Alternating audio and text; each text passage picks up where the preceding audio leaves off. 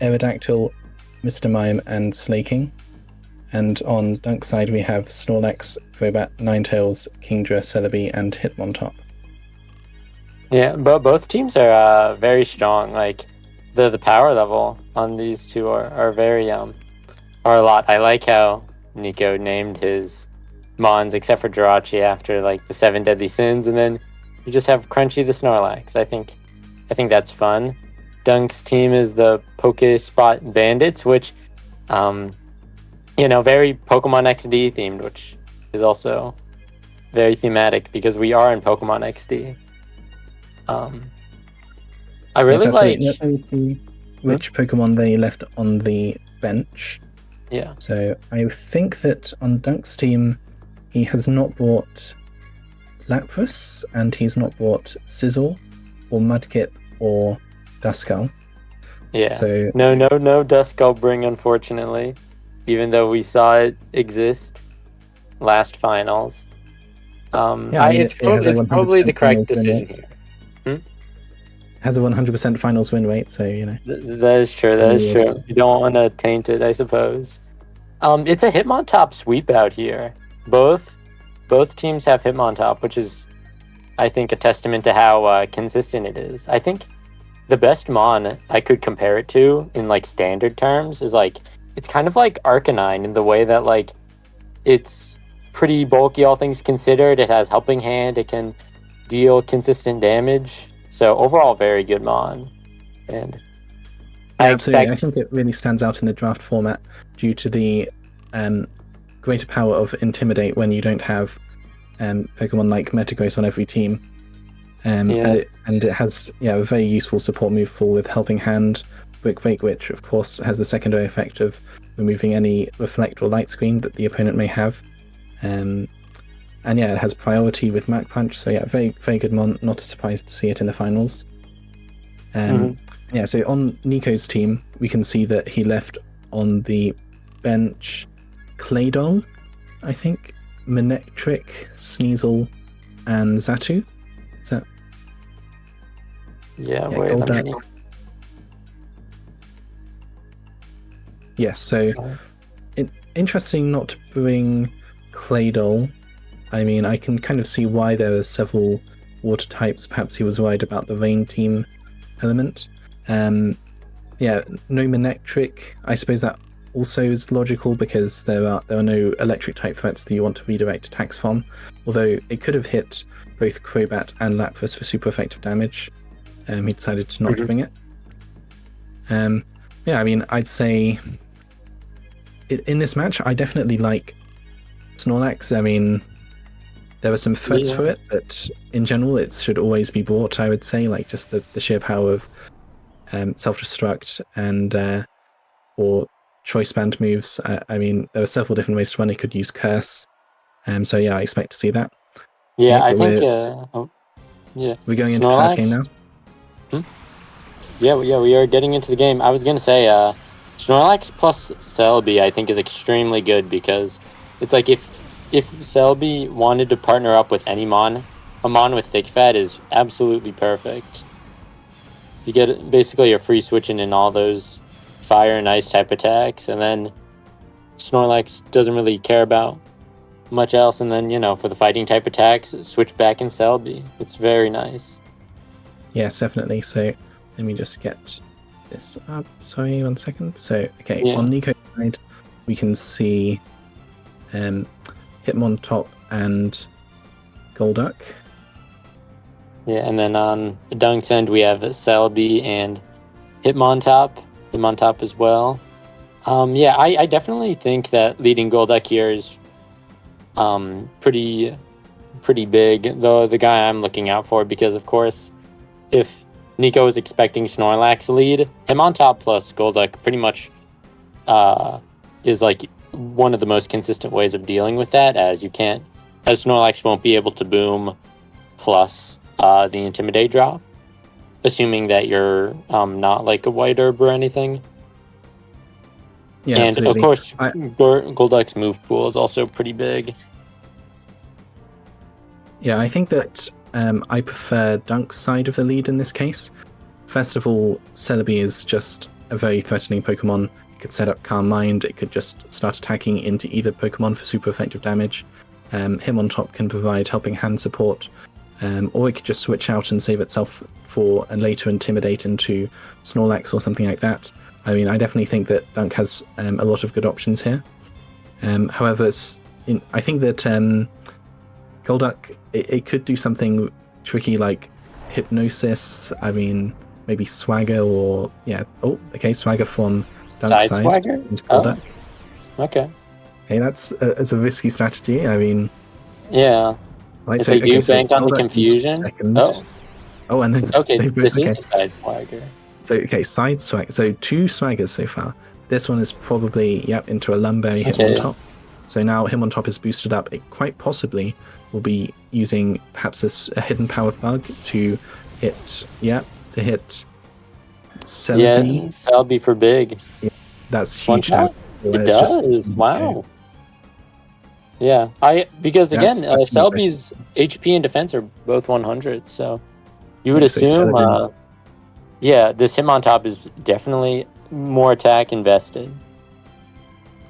Yeah, definitely. I think that this is the plan for Nnico. He was thinking Celebi is quite a likely lead given how strong it is into his team, and Dunk perhaps not considering the potential of the Swagger boosted hidden power bug, loses his Pokemon for nothing. Okay. So Kingdra is brought out. I think honestly this Hitmontop is looking in pretty good position. It's got very high SpDef. I don't think it really fears too many attacks from Kingdra. What did Dunk's Hitmontop go for? Just went for Brick Break. Okay, yeah, not doing a lot of damage to Hitmontop.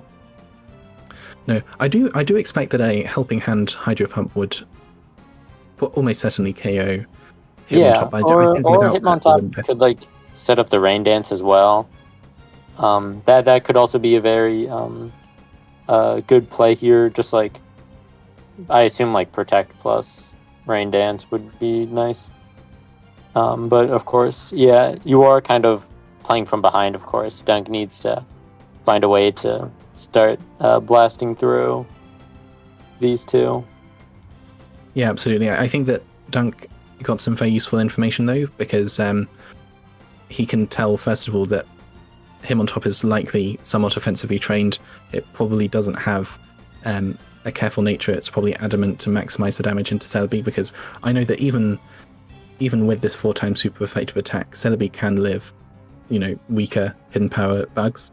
So that would imply that Nnico has trained it offensively, and you can see the Swagger Lum combination. I think in the next games he could consider eliminating the Hitmontop before it even can attack with the Celebi, for example. So it was a risky play by Nnico, but it worked out. I think definitely in this is best of 5 now. So I think for game 1 it's there's tons of room for adaptation.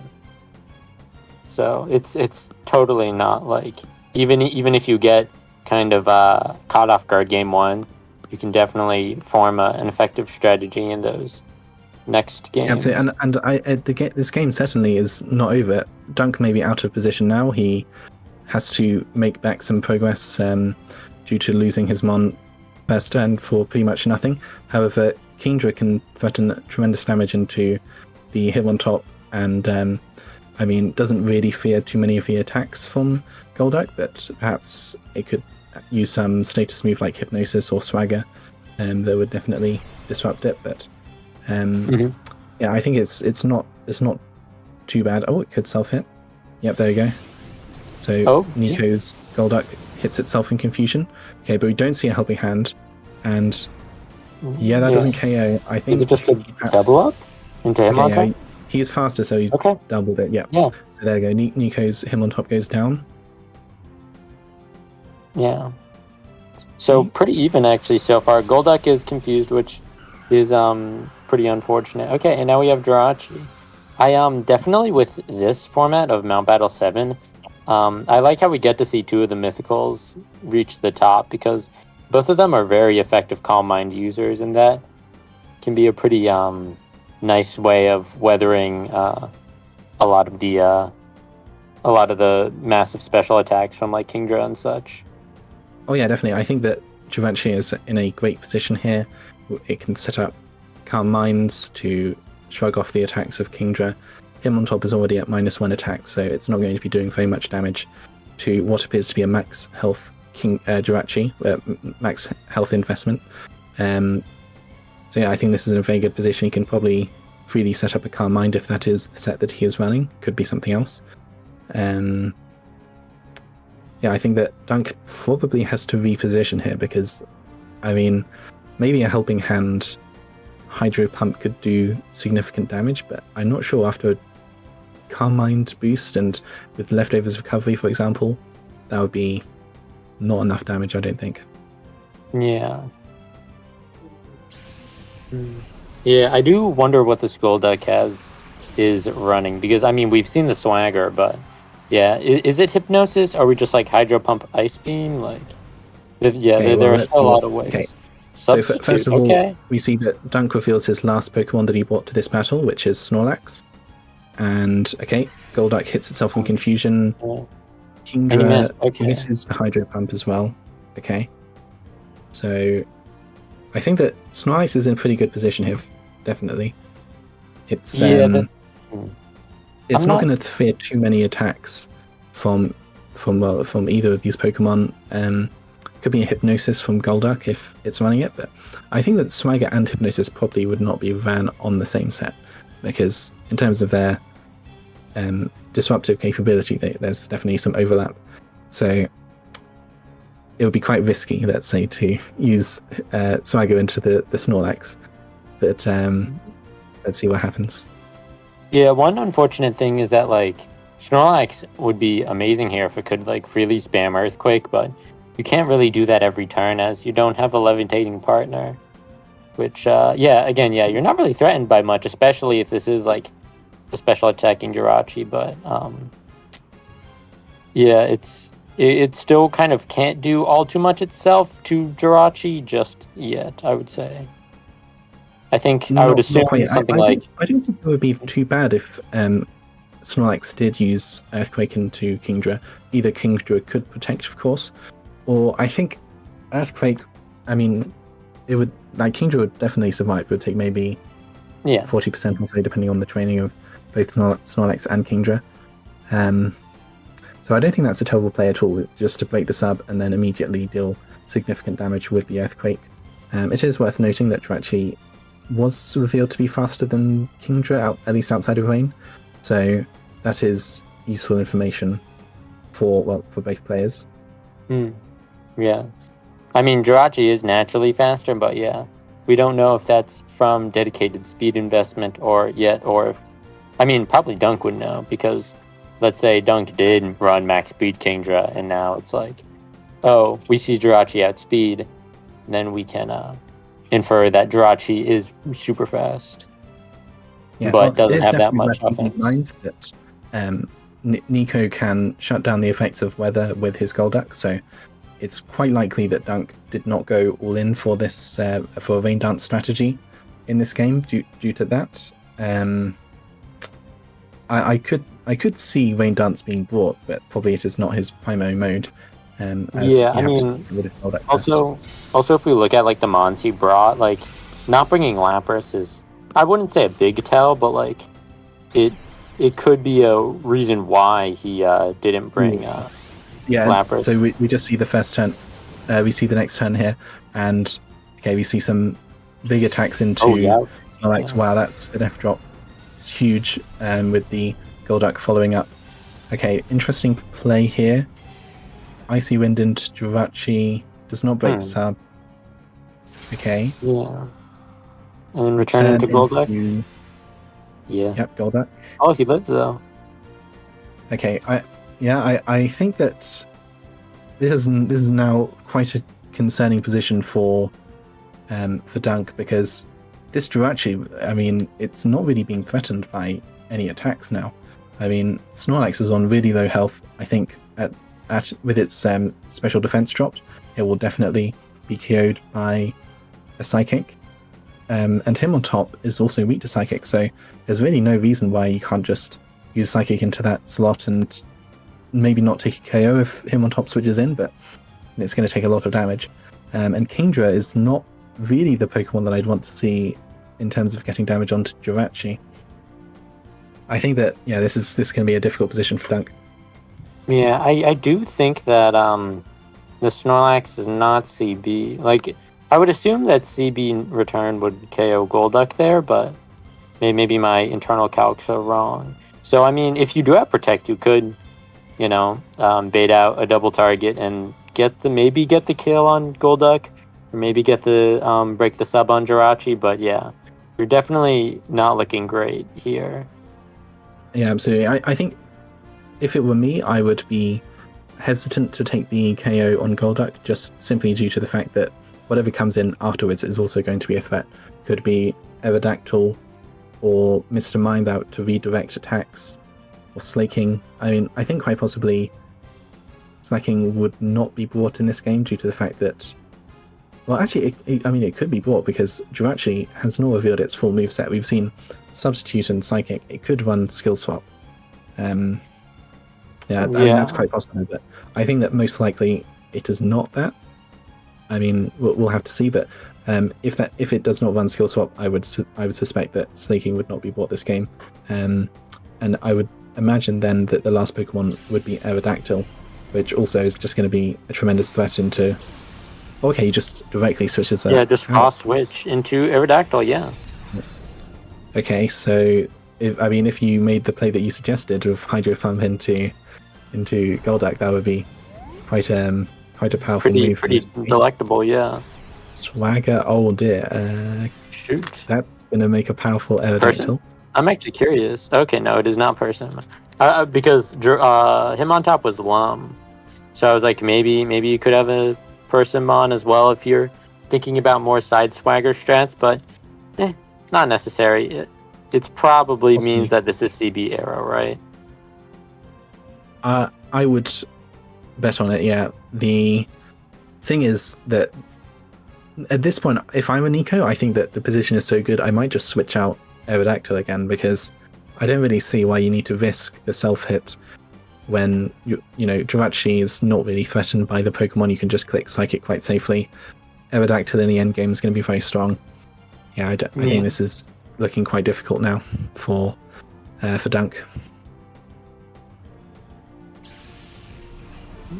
Yeah, the big question is, like, sure, even once you take out Golduck and Aerodactyl, let's say, like, how do you ever bring down Jirachi, though? Because I'm not sure if Kingdra or Snorlax can ever do it on its own. They need to both be alive somehow. Yeah, I think this is going to be very difficult. Okay, Hitmontop holds on. Kingdra, Icy Wind is not breaking the sub. It's doing so little. It's worth bearing in mind that in the third generation, spread attacks like Icy Wind and Rock Slide are... Okay, interesting, we see the Select Bear revealed for Hitmontop. That is going to probably outspeed Jirachi if we're imagining that he trained it for that purpose. Yeah. But I'm not sure. It will probably break the Substitute. But I don't really see where you're going to get the damage into Jirachi. I think that Kingdra is probably going to be very key if you're going to win this endgame. For example, you could try double targeting the Golduck and just eliminate both it and, I mean, you just kind of have to hope that Kingdra Hydro Pump is enough to KO Aerodactyl from full HP, but that might be I would just to get into a 2 versus 1 endgame, most likely, assuming that Nnico Iosi does target down the Hitmontop for a KO. Alternatively, I mean, Hitmontop perhaps has Detect, and then you could break the sub on Jirachi first and see what the Golduck is going to do. But yeah, we could certainly use Swagger into Kingdra. That would be quite threatening in this situation, I would imagine. And I believe that we have seen that Golduck is faster than Kingdra, if I'm not mistaken. Yeah, I mean, both are base 85. Yeah, it did receive the Icy Wind drop, so I'm mistaken. It will be it will be moving second, but yeah, I mean, if you don't KO it, then it will still be able to use this to try get into Kingdra or some other attack. Yeah, I am curious about the Slack proc, because that brings into question how fast this Hitmontop is. Because, like, for example, so Hitmontop is base 70, right? And I'm pretty sure even if you're max speed and Slack has procced, you're not guaranteed to be faster than Aerodactyl. So I wonder if this is, like, in reality, just like a min speed, not minimum speed, but like a medium speed Hitmontop that just wants to get the jump over Jirachi specifically. Yeah, that's a very good question. I agree that, yeah, because 70 is the same as Metagross, and I know that Adamant Metagross is going to be, hold on, yeah, it's going to be slower than Aerodactyl. So, yeah, I think that, it could be Jolly. I think that would be faster than Aerodactyl, but that seems like a lot of investment for. I don't really know like what benefit it would even have to have a Hitmontop that is faster than Aerodactyl, because you could use Hidden Power Rock or something along those lines for super effective damage, but it certainly would not be a one-hit KO. And yeah, I think that perhaps it's definitely going to be faster than Jirachi with the Select Value boost, but yeah, I'm not so sure about a Jolly Hitmontop. That seems like a lot of stat points used for probably not that much benefit. Yeah.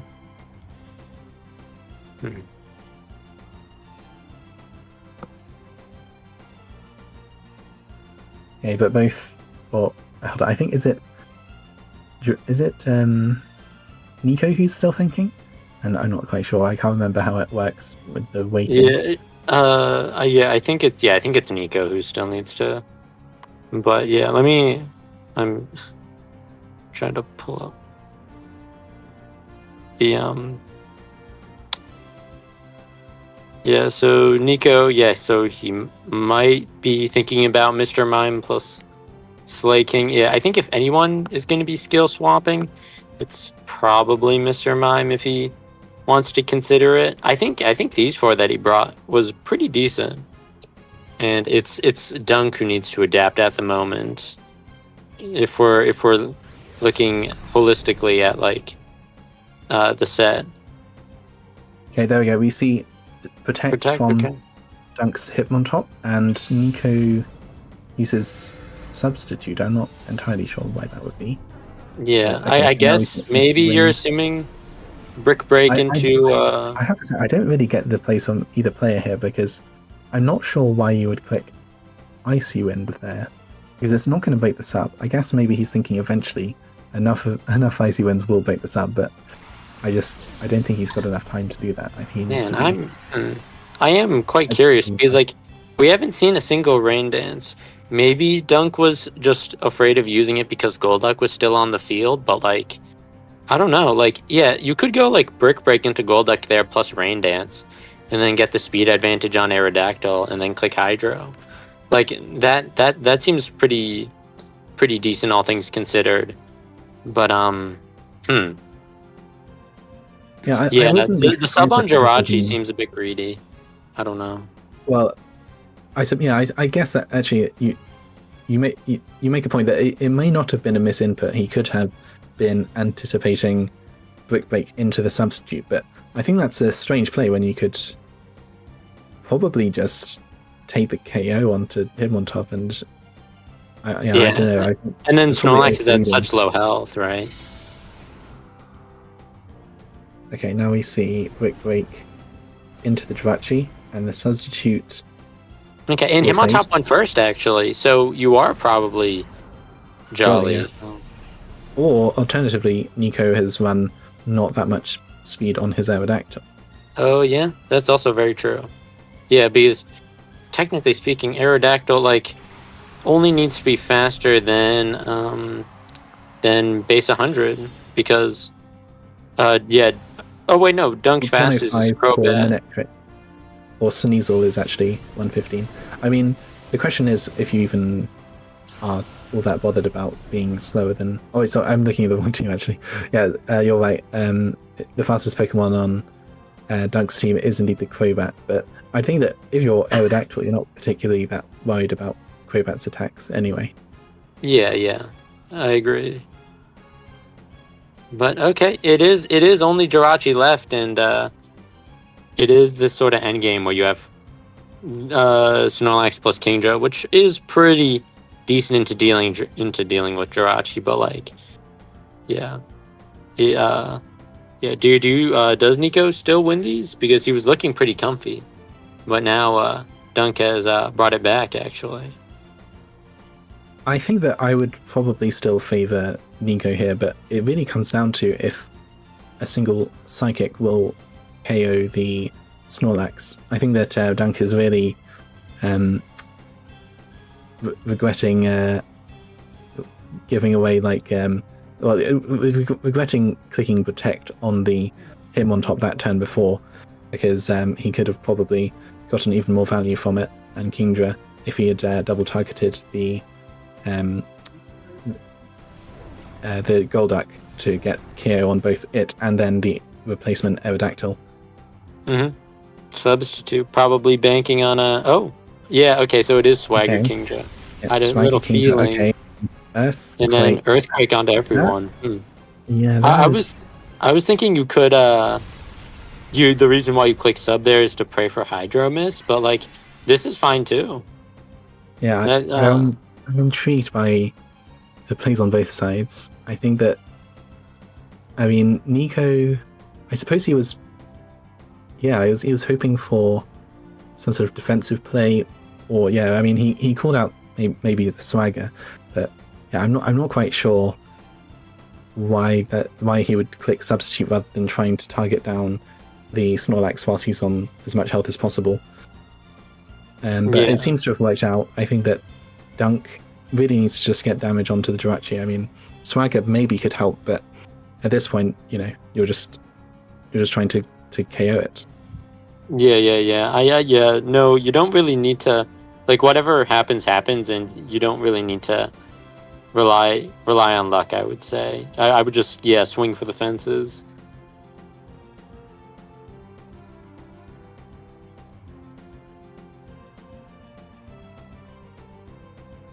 Okay, and we see that Nnico's logged in his move.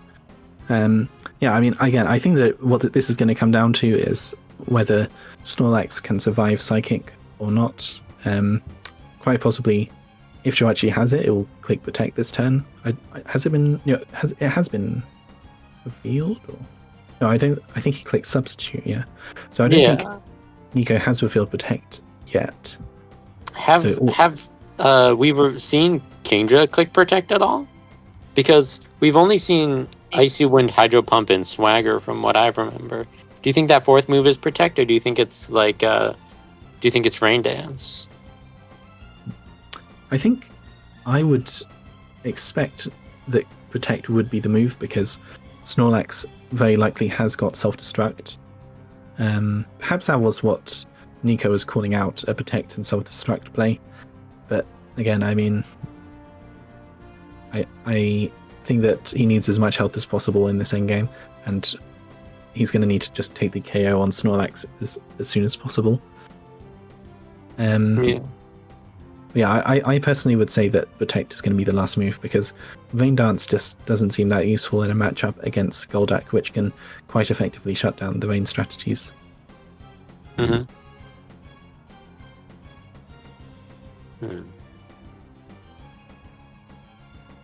Yeah, they are thinking a while about this. I'm gonna look over how they could adapt. I'm curious about how Ninetales on Dunk's end could affect. The thing is that it's really only good against Jirachi, which I'm not sure if you. That is surprising to me. And it does return weak substitute. In return, I don't know. It doesn't. No, it doesn't. Dunk. I'm not really a fan of that play by Dunk. He could have clicked Hydro Pump, unless he's out of PP. Is that it? No, right? He's only clicked it like 3 times at most, and you have at least 8, unless he accidentally forgot to PP up his Mons. I can.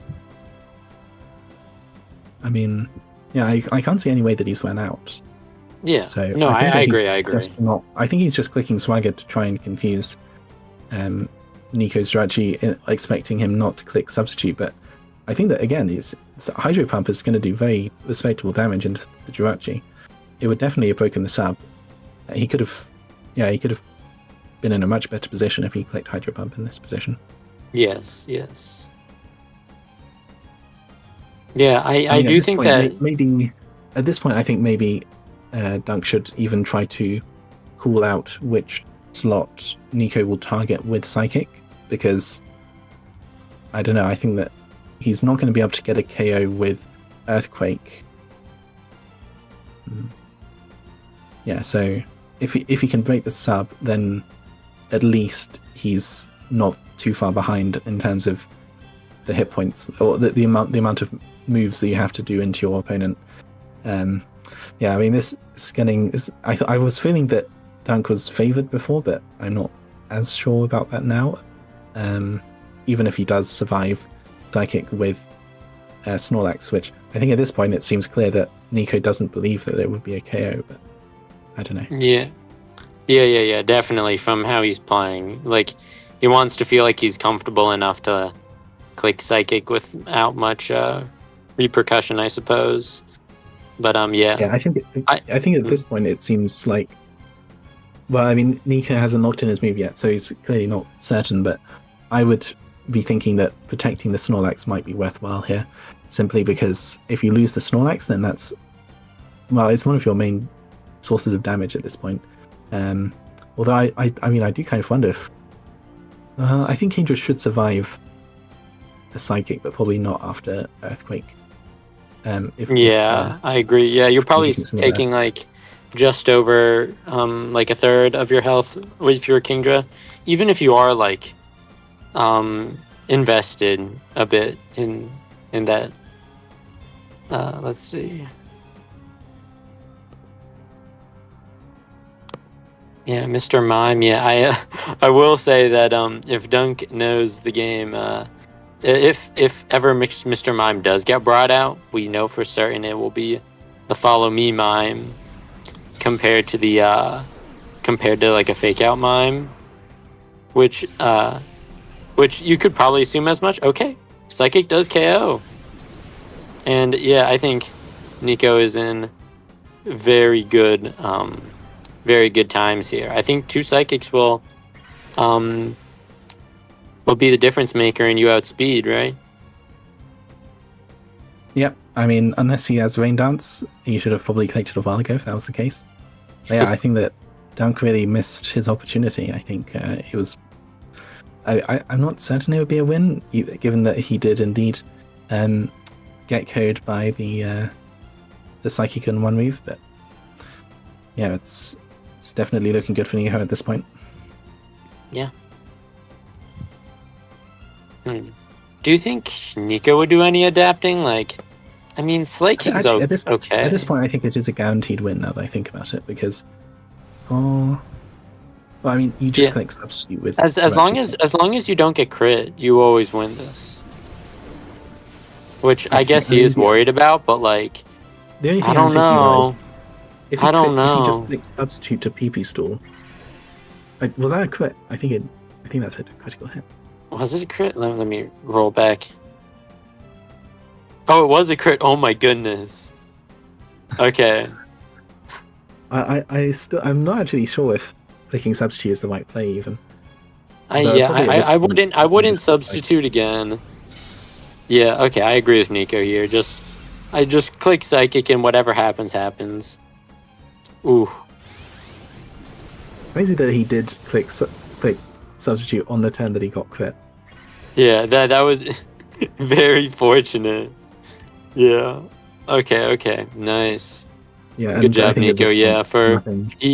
Yeah, maybe calc that earlier where it's like, okay, I can click one sub just in case. Yeah, he can click sub, but okay, there's no reason. Yeah, no, I mean, but like in on the turn that he got crit, maybe he calced ahead of time that like, okay, even after a sub, I still live Hydro. Yeah, there you go. with Okay. Jirachi. Game 1 So goes to Nnico Iosi. Game 1 Yeah. goes to Nnico Iosi, so he's up 1-0 in the match. Let's see, what are the potential adaptations for Game 2? Let me just start the next game as I am the host. I think is that.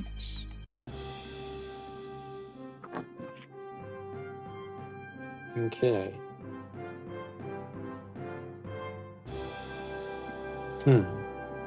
Now that I think about it, I think that looking at the damage that Dunk dealt with the critical, with the regular hydro pump that was not into a substitute, I think Nnico would have probably lived a crit hydro pump. So I don't not sure. I don't know. It could have been a roll. It could have been a roll if it was crit, but like, I don't know. I mean, it's scary. Yep. Okay. Do you adapt with mime? I'm not entirely. Is it not showing? Is the stream not? Okay. It popped up again. Yeah, so Nnico has 2 mons locked in. Dunk has 1 mon locked in.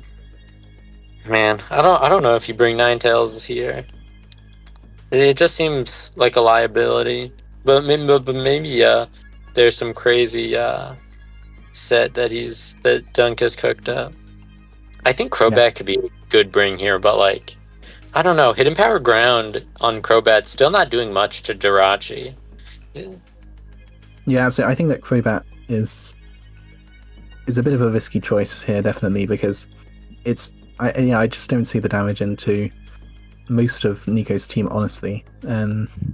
It's a very fast Pokemon, but yeah, I think it's going to have to be in a bit of more of a supportive role. I mean, perhaps a choice band. Yeah, I don't see there's not like a move that you can lock into against Nnico's team that is on Crobat's I could imagine, let's say you're CB plus Rain Dance, like, just so like you kind of compromise. It's like, okay, you really, in reality, Crobat really only needs like Sludge Bomb, Hidden Power Ground, Shadow Ball, and then for the 4th move you just run Rain Dance to enable Kingdra. I think that could work fine. But again, that means that once you click Rain Dance, you just need to force yourself out, though, which can be kind of stinky sometimes. Yeah, so I think that if it were just an offensive Crobat, it doesn't look great here. Kingdra, I think, has to be brought. Snorlax has to be brought. I mean, honestly, I think he might just run back the same leads, but I mean, because for example, a Helping Hand Psychic into Hitmontop quite possibly would KO. I mean, that could be something that Nnico has specifically calculated for his Hitmontop to live. That's quite possible, but he at the very least knows that whatever happens, he can play around the Hidden Power Bug by Hitmontop. He can definitely get more value out of the Celebi. If I were Nnico, I would not be against just switching it up in this game and going with the Slaking mode to skill swap, but let's see what they've bought as game 2 begins.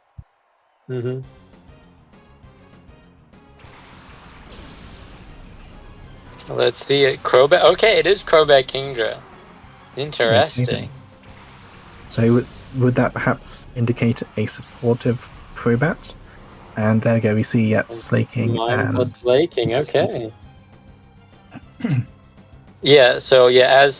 As we have inferred, it is probably Follow Me, Mr. Mime from Pokemon XD. So Slaking is pretty, like, he is in good tides here, if that makes sense, to click like Double Edge into Kingdra, but of course that can be stopped by like Protect plus Rain Dance. But yeah, Nnico just might find it more valuable to automatically click Skill Swap rather than like to just get Slaking online just turn 1. Yeah, I think that both players might just want to go for their strategy, setting up Rain Dance and skill swapping. I mean, the thing with Slaking is that it has a lot of stats, but its SPDEF is, I think, its lowest one, and yeah, it's one stat that's like pretty low. Yeah, yeah. So I'm not entirely sure about that, but I'd If be like, worried about it if I was Nnico. yeah, it seems pretty. I mean, yeah, I don't have the stats on hand, but Nnico's slaking does seem to be pretty HP invested. But yeah, that could just be in part based on like, slaking just having incredible stats normally. Yeah, definitely. I think given that we see Crobat, what could have not been bought? I mean, it's possible that he dropped Hitmontop, but yeah, I'm not too sure. Because Celebi feels still pretty good. I mean, obviously it did get one hit KO'd by the Hitmontop's hidden power bug in the previous game, but I think that, overall into Nnico's team, Celebi looks very good. Snorlax, again, is a Pokemon I just think there's very little reason to drop it. It's just by far the strongest Pokemon on Dunk's team. I mean, I totally agree with that analysis where like Celebi and Snorlax are just so consistently good that like it's very hard not to bring them still. Even if Nnico has cooked up counterplay against them, because they are Dunk's two top mons, they just work so well together that even despite that, you can still win with them. Yeah, absolutely. Okay, both players are still thinking this is an important turn, I would say, given the many possibilities. I mean, we could see an immediate skill swap for Mr. Mime. I think that it's possible that Slaking is trained to be fast, but I wouldn't be surprised if it was like slow and bulky and Mr. Mime naturally outsped it, and in which case I believe the way it works is that Nnico could not skill swap this turn, he could use Follow Me or something to that effect, and then use skill swap in the next turn, and Slaking would still be able to attack without any issues. Yeah, I have a hunch that maybe Nnico is running maybe a little bit slower of a slaking, but like sort of like a medium speed, just to check, just to have like a vibe check of how fast, like base 100, like Celebi is, right? Because let's say like Jirachi is like minimum speed, or not minimum speed, but like no speed investment, and Slaking is like a bit faster, then maybe Nnico can make the judgment call that, okay, maybe the Celebi is max speed, or it is in between these sorts of speed ranges. Yeah. And would you expect that Slaking would just be a choice band set? I mean, I don't don't know. Yeah, I mean, both Slaking and Aerodactyl love the choice band, but I don't know. I think Nnico is quite partial towards non-CB slaking, so that's what I'm going off the assumption right now. But again, you love the immediate damage though of CB if you are in this position. I mean, it would look great here. I suppose one possibility is not just Follow Me, but it could be Personberry and Swagger. Personberry on the slaking and Swagger Mr. Mime. I mean, that would definitely take KO on either Pokemon on Dunk's side. So, yeah, I mean, just a lot of possibilities. I do kind of wonder if Crobat has Swagger itself, if it's a support set, for example. I mean... Yeah. Does it get Hypnosis in Gen 3? Actually, I'm not sure. I feel like we would see it more if it was. But, because, like, I mean, that's why some have used Persian before for Hypnosis spam, but we that's true. But I think it does also get Fake Out, to be fair. Yeah, that's true. That's true. I can make a quick check on Showdown.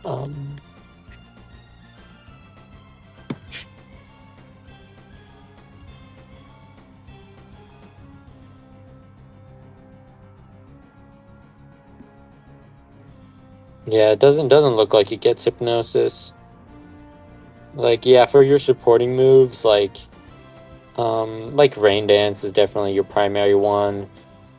I wouldn't expect taunt, and especially taunting in front of Mr. Mime is risky because, of course, you could just get a psychic to the face. Confuse Ray, maybe. I could see that. Like, if it was Dunk loves confused, the confusion.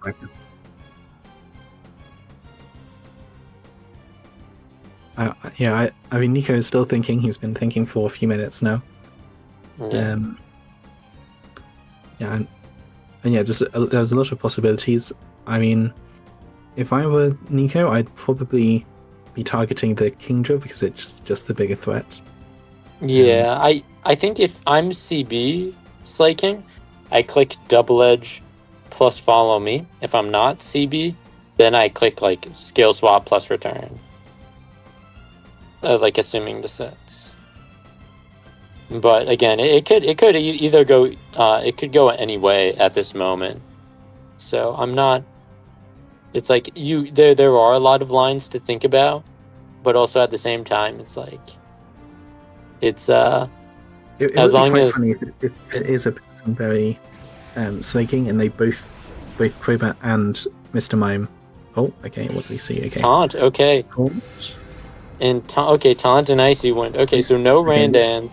He's really just ignoring the slaking. I mean, that is a risky play given how much damage slaking can do. But let's see what happens. Okay, it was Skill Swamp. Okay, it was Bulk Up. Okay. So a setup slaking, yeah. Okay. That is interesting. Yeah. Unfortunate that you're unable to get the skill swap off, though. We can note, though, that Mr. Mime is confirmed to be faster than slaking. Oh, true. And hold on, I think we saw that Kingdra moved first as well. I believe, which seems strange. So the turn order was Crobat, Kingdra, Mr. Mime, Slaking. So it must mean that Slaking, I mean, has like 0 speed maybe investment. Mr. Mime has a little bit just to be faster than Slaking, and then Kingdra has a bit more than that, and then Crobat is just so naturally fast that it doesn't. We really can't make a judgment call. Okay. Absolutely, yeah. I think. And then Jirachi is faster than Kingdra. Health stat on Crobat, looks very high. So it would imply to me that it at the very least is defensively trained. Yes. Yeah. So maybe Dunk did calc for like, okay, you live like a minimum special attack psychic from Mr. Mime. I could definitely see that. So let's say like Nnico got the perfect turn there and like switched Slaking or returned with Slaking onto Kingdra plus Psychic into Crobat. I guess in hindsight that's probably the best play. If you are expecting taunt. But yeah, it's still not terrible for Dunk in that scenario simply because Crobat hopefully would live.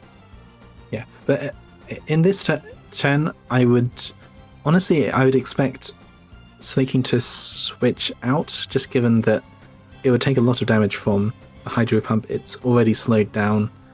It can't be skill swapped by Mr. Mime. It just seems like it's probably worth switching into something like a Golduck. And so we see Mr. Mime switch. So probably assuming like a Shadow Ball. Yeah. Right. Not a lot at all. And then Hydro Pump into Slaking. Oh, missed. It was a double target, and then Slaking's loafing. Okay. Yeah, that is. Yeah, this is why I was kind of worried about with Dunk. I think that you really did need to target the Slaking just for that reason. It stays in, and it's still at full health points, or nearly.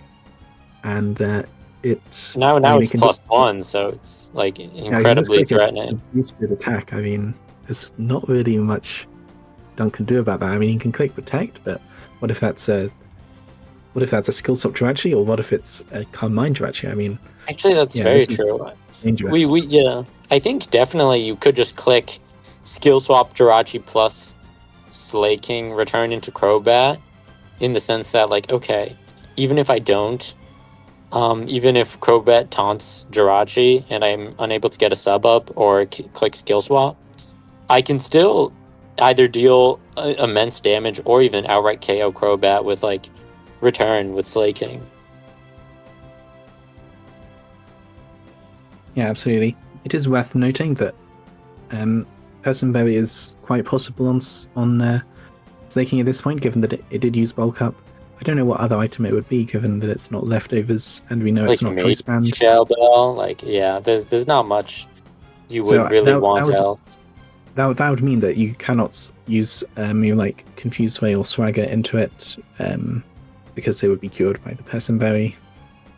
Mm-hmm. So that means that Kingdra cannot use Swagger. I mean, I suppose if Crobat has Swagger as well, then they could both use Swagger, and then I would remove the Personberry and still confuse it. But I mean, that would be a very big gamble, given that it is also Slaking is +1 defense, which will reduce the self-hit damage as well. Yes. I mean, if you can click Protect, then that would be good to slow the Slaking down, but you also have to consider that Jirachi has quite a free turn to click Substitute or Carmine. Okay. Yeah, so we see Protect field from Kingdra. Swagger. Okay, but into... Okay, not Taunt. Not Taunt.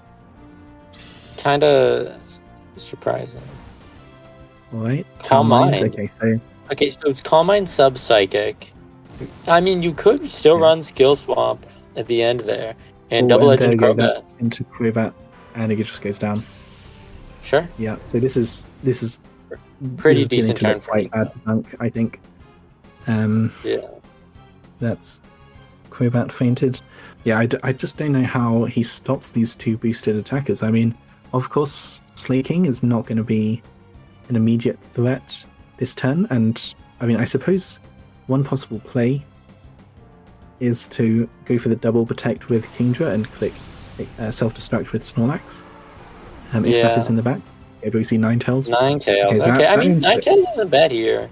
That is quite nice. I mean, it's not bad, but it's also just... That's a Spadef boosted Jirachi. It's not going to be doing the damage that you need. That is true. Yeah, I think this is not a great position at all. Yeah. Does Dunk just have Confuse Ray on all of his Mons? Oh, quite possibly at this point. But yeah, I think it's probably Personberry on the Snorlax. Sorry, not the Snorlax, the Slaking. So, yeah. Yeah. I mean, I think that's definitely the most likely. So it could self-hit. And you could probably quite safely just... Well, no Rain Dance on Kingdra is really hurting here. Like, if Crobat... if we scroll all the way back to that turn 1, and Crobat did go for Rain Dance plus Hydro, that would have been super good into Slaking, like... And I don't think we've seen the Kingdra's item, so I wouldn't be surprised if this was like Mystic Water, or you could have been Mystic Water too, to like maybe push it over the edge, but I don't know.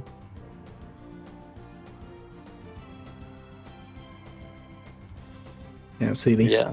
So I think that at this point, Dunk has to play perhaps on the assumption of their self-hit with the Jirachi, just to slow it down. And in that case, I mean, Nnico would not be able to use any attacks this turn due to Slaking having to take a turn of rest due to Truant on the Slaking. In that turn, I could imagine that Hydro Pump into Slaking would do quite possibly enough to, to at least KO it with a double up. I mean, it's just got so much health. I mean, it's a very, very powerful Pokemon. Jirachi, honestly, I think if you get an overheat into it, it probably will take a lot of damage. But I think in a perfect world, Dunk this turn would somehow, like, let's say overheat into Jirachi, gets it just out of sub range, and then like Kingdra barely doesn't kill Slaking, so the next turn you can maybe get the double KO.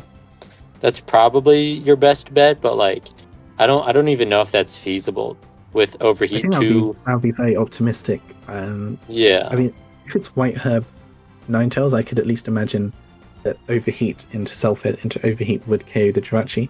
I just don't think that 2 Hydro Pumps are going to KO Slaking from this range. But I could be wrong. I mean, Kingdra is a powerful Pokemon. Hydro Pump is 120 base power in Generation 3. Okay, we just see hypnosis. Hypnosis, okay. And this is left over, so you're always going to bed there.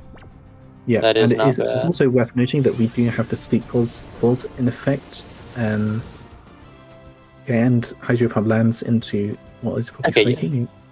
That will. And I think seeing that damage, it probably is a 2-hit KO, so it's probably not too especially defensive invested. Slaking, or it could be, as you said, a Mystic Water Kingdra. Now, Slaking will get to attack this turn, so probably you just want to click Hydro Pump it again into the Slaking. Jirachi. I mean, Ninetales could go first, so like, I mean, it did go first in that turn. So, I mean, if you have Flamethrower, you maybe might kill, or I mean, Overheat would kill for certain. But like, let's say you are not White Herb, and you click Overheat, then Ninetales is kind of out of commission for dealing damage, right? So. Yeah, that's right. Definitely. I mean, and also, I see that Mr. Purple Potatoes asks if someone else has the Lum on, I assume, Nnico's team, and that is indeed the case. We saw that, what was it? The Hitmontop had the Lum berry in the first game. So I do think Persimbo is quite likely on the Slaking, given that we did see Swagger on the Golduck earlier. Because I just don't really see that other item I would have at this point. I think that I actually does Ninetales even learn Overheat? I think it does, but it does. It does. It should at least. I think Overheat. If you're lucky, Overheat will be a 2-hit KO onto Jirachi. Okay, but it is Fire Blast, and that's going to do how much? Fire Blast. Okay, Fire Blast into Slaking. I mean, I guess this is the job. Yeah, this is, I suppose, hoping for a double target into Slaking. Yeah. So we'll see what comes in. I assume as much. I assume Mr. Mime doesn't take. To see Mr. Mime here though, because Mr. Mime is very specially defensive. It has a lot of special defense, and it's not really fearing attacks from either of these Pokemon. Because redirect the Fire Blasts to keep Jirachi safe and let it wake up and just deal some damage with its Calm-9 boosted Psychics. Yeah, well, while Mr. Mime's HP stats not like superb, like you're probably still able to take a Hydro Pump and then another Fire Blast. With Mime, pretty not super comfortably, but like, Nnico could definitely have counted for that. Oh, and it missed. Okay, so I mean, now I think Mr. Mime is pretty chill to click Follow Me if Nnico wants, because I do think you live a double up now. Yeah, so it's important for Dunk to remember that there is sleep cause in effect, so there would be no possibility of clicking Hypnosis onto the Mr. Mime in this position. I suppose unless Jirachi uses a priority move and wakes up before Ninetales acts, but I think that most likely Dunk will have to assume that will not be happening. It seems like this is Protectless Jirachi, so I doubt that Nnico has any prio moves, but we still haven't seen the fourth move on Jirachi. I am curious about what that is. If that is Skill Swap, or if that is like a Hidden Power type, like Hidden Power Fire maybe for Celebi. I could definitely see.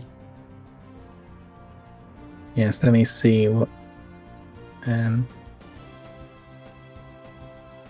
I think in terms of potential psychic resists on Dunk's team, I mean, we've got the Celebi, which of course will not really fear too much damage from Jirachi. I think that probably there's some sort of coverage move for that. I'm not sure what it would be, but I know that Jirachi does learn Fire Punch. It learns, I think, Ice Punch as well. However, yes, punches, yes. If we think back to the roster of the Pokemon that Dunk did not bring, Scizor was on Dunk's roster, so quite possibly it would be the Fire Punch if Nnico does want a second coverage move in order to hit the resists for Psychic. It could also be Protect, that is possible. Okay, we see Follow Me from Mr. Mime. Yeah, okay. Dang, yeah. 3 stays turns asleep so far, if I remember correctly. Yep, that is the third turn, but did that not act before Ninetales? Yeah, no, you acted. Yeah, it did act before. So that would imply potentially protect. Unless I'm. I mean, but why would you click? Why would you click protect and follow me though? That's my question. Yeah, okay. Maybe Jirachi is just faster than Ninetales. They're both base 100. So didn't Ninetales move first on the previous turn? When it used Hypnosis, it moved first. Oh wait, yeah, so you're right. It could be a speed tie. Is it a speed tie? At this point, it seems quite likely, unless Jirachi uses protect, but in that position, as you say, it really makes sense. I want to check how much HP this Ninetales has, because if it only has like, because if it only has like 4 EVs and HP, so 1 extra point, I could easily see them both speed tying at max speed. Okay, Mr. Mime breaks through the confusion. Okay, so Ninetales has 350 HP, which is maximum HP investment. Okay. Icy Wind. I just don't get Icy Wind, honestly. Like, he needs more damage. Yeah, I mean, this Ninetales, is maximum HP, so maybe they're both like speed tying, but like they're both no investment, which would be quite silly. But like, turn of sleep? I'm sorry to interrupt. Was that the fourth turn of sleep from Jirachi? I believe the maximum in Generation 3 is 5, so it could stay asleep for 1 more turn if Dunk is exceptionally lucky, but it's going to be close to getting a guaranteed wake up at this point. So he really needs to start getting some damage down into that Jirachi. Yeah, Mr. Mime holding though is pretty superb. If we think about what is the last Pokemon in the back for both Nnico and for Dunk, I think that Celebi, I just don't see how Celebi would beat a boosted up Calm Mind Jirachi, even if it doesn't have a super effective move into it. I mean, I suppose in a Calm Mind War it could potentially win if it doesn't, if indeed Jirachi does not have a move to hit it, but I would be quite concerned about Spit F drops. I mean, Fire Punch burns, all sorts of things could lead to a loss for Celebi, so I think that probably at this point we'd want to see the Snorlax in the back for self-hit. Oh, shoot. Okay, self-hit for Mr. Mime, and we see... And then Fire Blast, I see much to... Oh, okay, on to Mr. Mime, okay. Interesting play again, like he's just... I guess maybe he's hoping for an Aerodactyl in the back? Is that what he's thinking? I mean, it could be Golduck or Hitmontop, but... Yeah, okay, we see Hitmontop. I don't... Respectfully, I don't even think that, like, Dunk has played this especially well, but, like, I think the sleep has, like, really, really saved Dunk's behind here, because I think if Jirachi does... Okay, so we see him wake up, and it's still confused. Wake up earlier, then you're in a and get the substitute. Spot. Yeah. Now he cannot hit Hypnosis into it. That is nice. And I mean, both of these I don't get why he used Icy Wind again. Like, both times it just feels like Icy Wind is not very helpful. He needs to get damage down. I totally agree.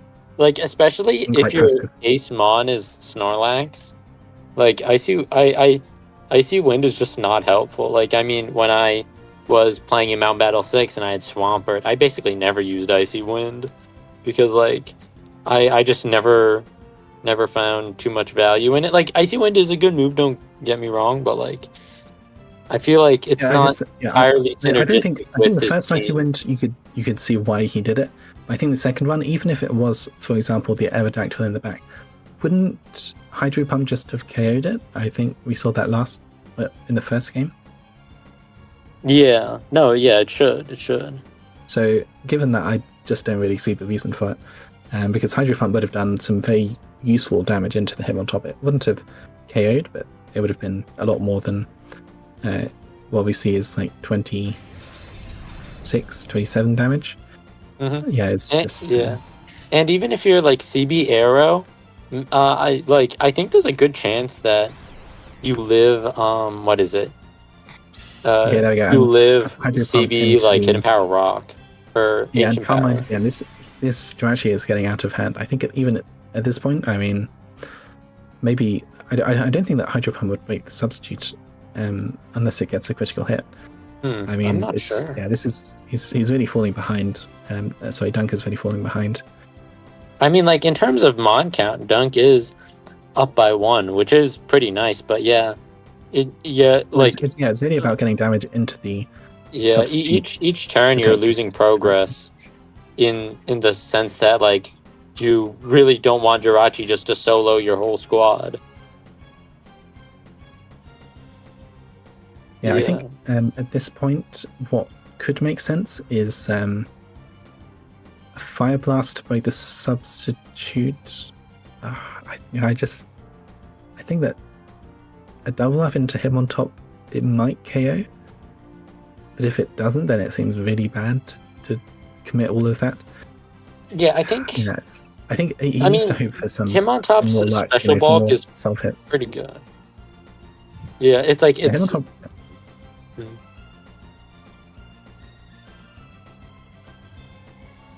Yeah, it's from what we've seen of Nnico's Hitmontop, you're pretty attack invested, which is why +1 hidden power bug was able to Oko Celebi, which was very nice. But like, did that investment come at a cost that now you drop to Fire Blast plus Hydro Pump? I'm not entirely sure yet.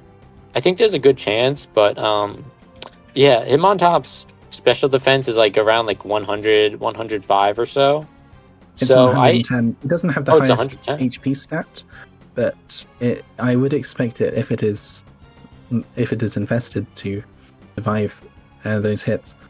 I think Jirachi is still confused.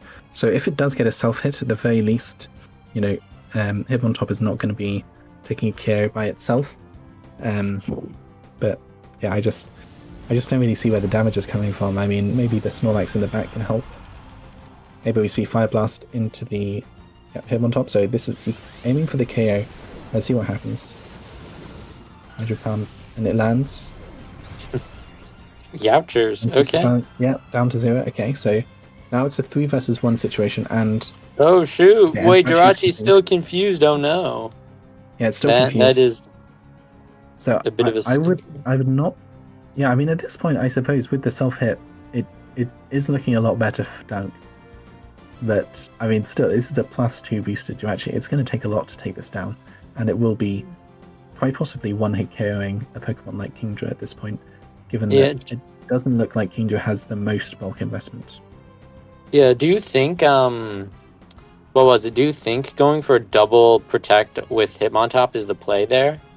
Expecting a double up, or would you just kind of just cop Hitmontop dying? What do you think about that? Well, it's a good question. Given that Fire Blast does threaten, or they get a miss. It does miss, and then might not break sub, but I'm not sure. I don't think Hydro Pump. It doesn't. Okay. And oh shoot, another Calm Mind. This Jirachi's so scary. Maybe Nnico plans on Okoing the Ninetales now with 3 Calm Minds up. I will say that Snorlax in the back is looking quite good. If at the very least Dunk can break the substitute. Yeah, if you're Celebi, you might be in trouble. But if you're Snorlax, you're still I wouldn't say favored, but you have a good shot. Yeah, it's definitely not an easy situation. Did we see the confusion break out this turn? I think that it's still confused. I agree. I think it is as well. So yeah, I mean, Nnico every turn has to risk the possibility of a self hit, which would be devastating.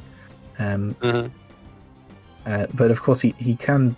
I mean, both Hydro Pump and Fire Blast are inaccurate moves, so they can miss, and that would be very helpful. As we saw, the Fire Blast missing means that Jirachi's substitute is still intact this turn. Okay, oh, double miss. Miss again. That is pretty. Oh no! Oh, a real double miss. And Jirachi's okay, but he clicks substitute. That is a waste of turn. I think that. I mean, I understand why. I think Nnico should have just swung. Yeah, Nnico's too scared. I think of like losing the sub and then losing to a crit. But honestly, you just blast him. Like if I'm in Nnico's position. At this point, it does kind of seem like clicking Fire Blast and it hits, and I'm expecting to see a Swagger from Kingdra at this point, just given the. Oh, true. Swagger would be pretty good.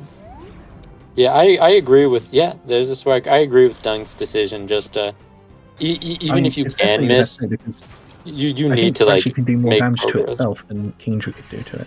Youch. There we go. And now we've got the threat of Hypnosis, so it's actually looking. Oh yeah, wait. My goodness. I mean, obviously you can miss, but you might even want to switch out the Kingdra into Snorlax if you do have it. Yeah, because and then once you click Hypnosis, then you click Earthquake Protect. Okay. Yeah, I mean that'd be. Or Fire Blast Return. I mean, Yeah, Fire Blast Return as well. Or I mean, it's. I think if he can land a Hypnosis, it might just be over. Given that. Yeah, I do think that Nnico was in a. Yeah, that's Snorlax.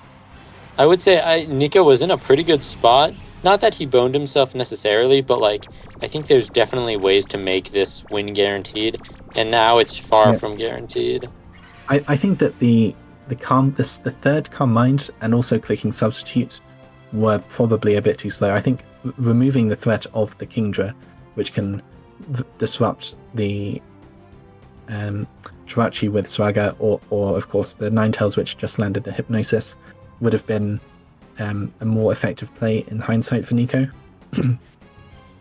It's not completely over yet because, I mean, this is still a +3 boosted Jirachi.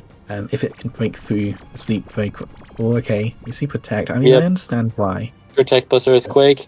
I think it's good just to get a judgment call about how much this does, because we didn't get to see this last game, from what I remember. Okay, that does like around 50%. Okay, interesting. I think at this point I would still click Fire Blast just for the possibility that Jirachi miraculously breaks out of everything, but I could see an argument for Earthquaking again. I mean, I suppose Earthquake and switch to Kingdra could be a reasonable option that covers pretty much everything. Yeah, that's probably the way to go. I think if I'm in Dunk's position, I would just click Return plus Fire Blast. But yeah, if you wanted to really guarantee it, then yeah. At this point, it's just odds management. I mean, clearly Dunk is in a decisively winning position. The only way that Nnico can find a way back into the game is if he immediately breaks out of Sleep and Confusion in the same turn, and then probably, I don't know, crits the Snorlax. I mean, at this point, it's just really unlikely. Yes. I think for Nnico, let's see. So Dunk led last game. He led Celebi plus Hitmontop, and then this game he led Crobat plus Kingdra. If I'm in Nnico's spot, I think Lead Jirachi is not bad. Just rip the band-aid off, click a sub first thing, and then try to go from there. If I'm in Dunk's position, I don't know which one I like more of, like Hitmontop, Celebi. Maybe you could lead Ninetales in that case if you expect Jirachi lead next game, but like I feel like there's no perfect lead for Dunk. Dunk has made the play that I mentioned. Confusion? Oh no. Okay. I mean, the chances of him actually winning this game are just... Yeah, no, it is very slim, but it's a bad energy. It's like, I think Nnico definitely... I obviously we can't hear Nnico, but I would definitely think that he knew that he was a winning position, and then he just got a little antsy, and then he accidentally threw it. But as long as he plays it cool, I think he can definitely win this. I think Dunk played that pretty decently. The sleep really helped. So maybe he might leverage that more in future games. Yeah, absolutely. I mean, I think Dunk did get quite lucky to get back in the game, but he definitely navigated it well to maximize the impact of the RNG that he did get. I mean, yes, having both swagger and hypnosis options gave him just a lot of. Hold on, let's see. Yeah, okay. And should display. Yeah, it's back out. Yeah, having both swagger and hypnosis gave him a lot of options to just deny the Jirachi and the possibility of even moving. I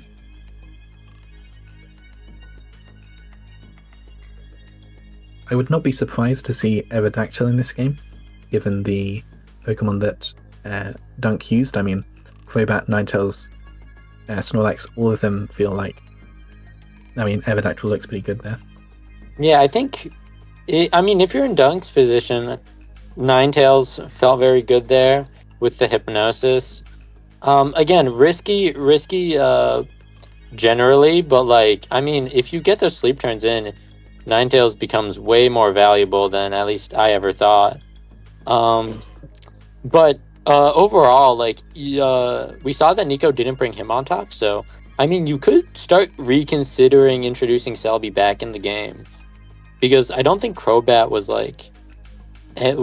super good. I mean, it was nice in the sense that you prevented skill swap on Mr. Mime and clicked swagger onto Jirachi, but it's far from necessary, is what I'm saying. Oh yeah, I'm with you. I think that it's interesting. I think Crobat definitely could be dropped. I wouldn't be surprised to see Ninetales come again, given how instrumental it was in Dunk winning that game. I definitely want to see Snorlax, just given that it feels like the options to actually damage the Jirachi, even if you manage to get it confused and also asleep, I mean, the damage when it's got some Calm Mind boosts up is just not really there. So I wouldn't be surprised if Snorlax was in the back again. I would expect to see Ninetales. I'm not 100% sure about Kingdra. I do think Hitmontop is a very good choice. So perhaps a lead of something like Hitmontop and Ninetales is possible. Or alternatively, it could be Hitmontop, Kingdra, or Celebi, and then Ninetales and Snorlax in the back. Yeah, I mean, there were lots of options for both players. And then Nnico, I agree that Jirachi should come again. As I mentioned, Aerodactyl seems like a very solid option. I mean, I suppose the question is, would you go back to your Game 1 strategy? Yes. That worked last time. Yeah, I was thinking, maybe you could, if Dunk is so confident that he's not going to lead Golduck plus Hitmontop, I think, Snorlax plus Hitmontop is honestly not bad for Dunk, as, you get to threaten turn 1 boom, plus, it's just threatening all around as well. Snorlax really hates to see Hitmontop, and I think that's the most likely lead Pokemon. Yeah. And we see Celebi versus Golduck and the Hitmontop. Okay. So, yeah, obviously we've seen that Swagger plus Hit Power bug. So now it seems so obvious to Dunk, but will he switch? Will Nnico try to read the switch? Now it becomes extra mind gamey. I'm going to go to the restroom real quick. Sorry. Of course. Yeah, so we see the same lead brought by Nnico in Game 1, and an adaptation from Dunk with Kingdra in the lead alongside Celebi. I think that at this point it seems like Celebi is definitely threatened by the possibility of the hidden power bug from Hitmontop, as was revealed in Game 1. However, I think that Nnico will recognize that Dunk is probably not going to let him just do it for free this time. So I would not be surprised if we saw something else from Nnico. And it looks like he's already locked in his move, so he's probably thought about this before the game started. Kingdra is I'm not quite sure if it is well positioned here. It's slower than the Golduck. However, it can do quite significant damage into Hitmontop, as we revealed in the previous 2 games with its Hydro Pump. So I would not be surprised to see a Hydro Pump and Psychic into the Hitmontop. For that reason, Nnico could use Protect and then use, for example, Swagger into the Kingdra or the Celebi, but yeah, it's many options at this point.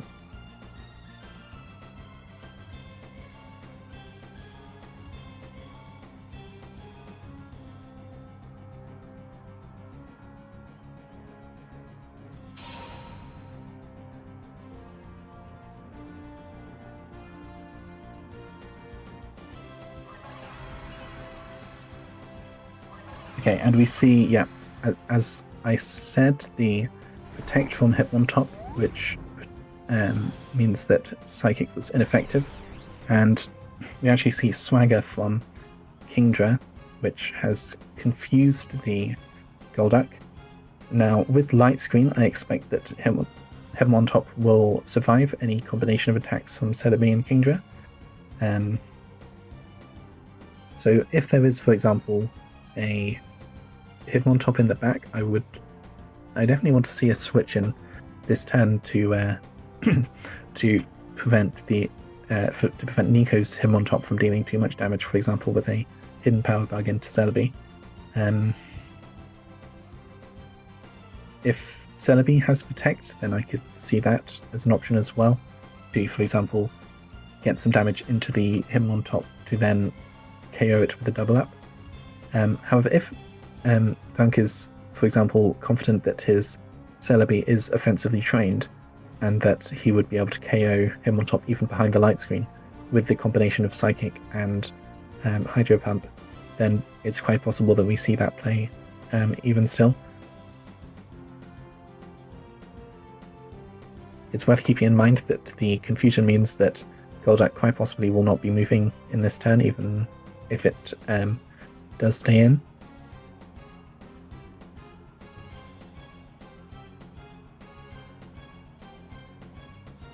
Dunk is still thinking. I think that it's likely that he'll make some sort of defensive play rather than trying to take the knockout on Hitmontop. The position is notably different. I think behind a light screen, Hitmontop should most likely survive a double up attack of Psychic and Hydro Pump. Yeah, totally agree.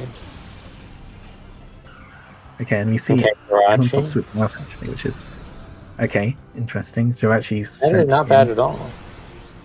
Kingdra uses and Reflect. Okay. Reflect is interesting. I'm not as impactful as and a confusion hit. Okay. But Reflect is definitely not as impactful as Light Screen, I would say. Yeah. I think the concern for Dunk at this point is that Jirachi should be faster, at least than Kingdra. It could be that Jirachi and Celebi speed tie. For example, if Nnico knows that he has maximum speed, then he can be fairly confident that at worst it's a speed tie. However, Dunk does not yet know how it's trained. However, I believe we saw in the last game that Ninetales was the same speed stat as Jirachi, so probably both players do know the exact speed stat of Jirachi. Yes. Celebi, we don't know the speed stat of. We only saw it in the first game where it got knocked down. Yeah. It is also maximum HP, so it makes me think that it also might be like maybe one speed point faster, one speed point slower, but just for more information checking. But it's it's quite possible that Jirachi is actually trained to be maximum speed, maximum HP. That is a possibility, and then perhaps Celebi could be a bulkier set. So I would really not be surprised to see substitute from Jirachi in this turn to prevent any Swagger from Kingdra. Given that we saw Reflect on Celebi, I would expect it not to be a Carmine set. Just given that it doesn't really seem like you can fit Reflect and Carmine on the same set. Yeah, you're probably like, yeah, your reflect psychic.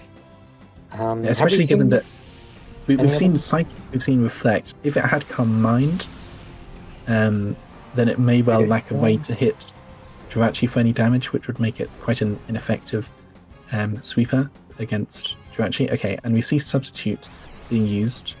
So And what leech is seed. Okay, and leech then it seed? failed into sub. Okay, so Selby So is a bit slower, yeah, or so well, at least yeah, either it's slower or there's a speed tie, and so we yes. see Snorlax is revealed. Now The thing is that like again, thinking about those speeds, right? I just doubt that Dunk would run maximum HP, maximum speed Ninetales. Like that's the thing that's getting me. Like, why is Ninetales maximum HP, but it's also speed tying Jirachi? I think it must be that they're both not plus natures. Like they're maximum speed, but they're not like, but they're not timid. You know. So, but I don't know. if that were the case, then Jirachi would have an inefficient stat spread, because if you run maximum speed EVs, then you'd get more of a benefit from running a timid nature than if you have a calm nature or something like that, or modest nature. So I think it quite possibly is timid max speed. Okay. And I think in terms of timid max speed, max HP, not on the Ninetales, then I mean, I would say that it might just be a more of a disruptive support set rather than being focused on the dealing damage. So it's quite possible that it's just focused on, using hypnosis and whatever other moves it may run. Yes.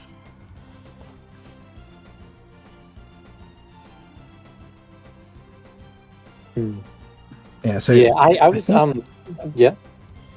I think that the main threat for Dunk is definitely this Jirachi. So I would expect to see an Earthquake from Snorlax this turn, almost no matter what. I suppose the question is, what is Golduck going to do? I mean, I don't really know what moves it runs. We saw Swagger, so it could use Swagger into Celebi. Okay, but it just switches out, Hitmontop. And that is into Hitmontop, that's right. So I wonder if we see a Psychic targeting that slot, anticipating the switch. Yeah, I actually was expecting maybe you just go Earthquake plus Psychic into the Golduck slot is pretty, like, not a bad play, but that seems like a Leech Seed into Hitmontop. Okay, so yeah.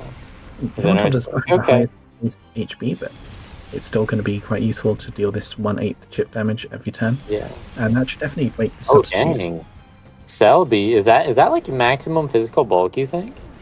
Like that took absolutely it is kind of reflect, so it will be protected. Okay. Allies attacks by its reflect. Okay, so we see Celebi healing back to full HP, and also remember, Hitmontop reduced Snorlax's attack to -1 with its Intimidate.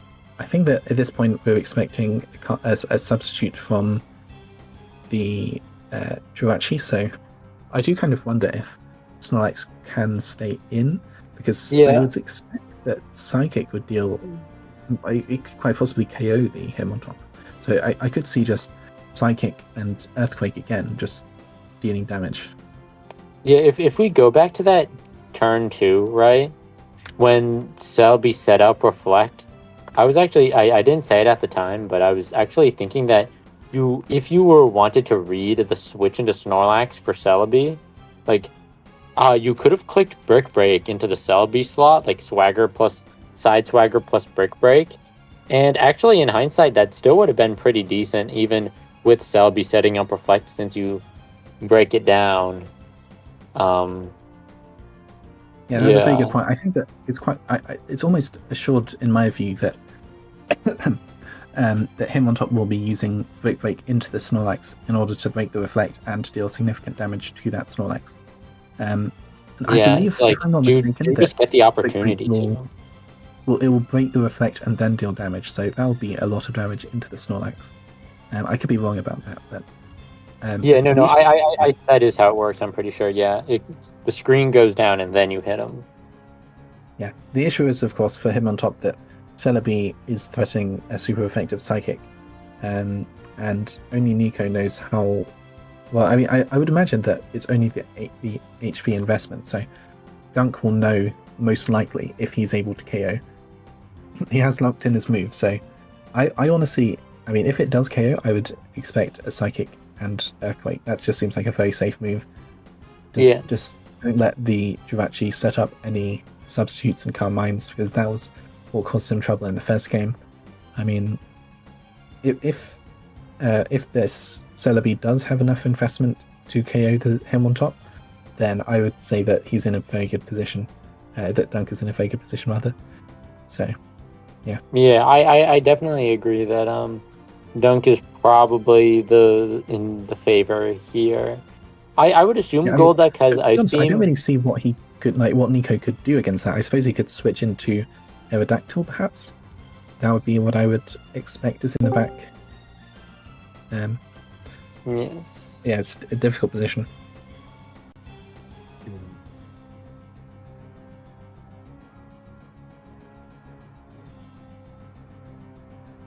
And yeah, it is kind of a tricky spot for Nnico. Losing that HP on him on top is really big.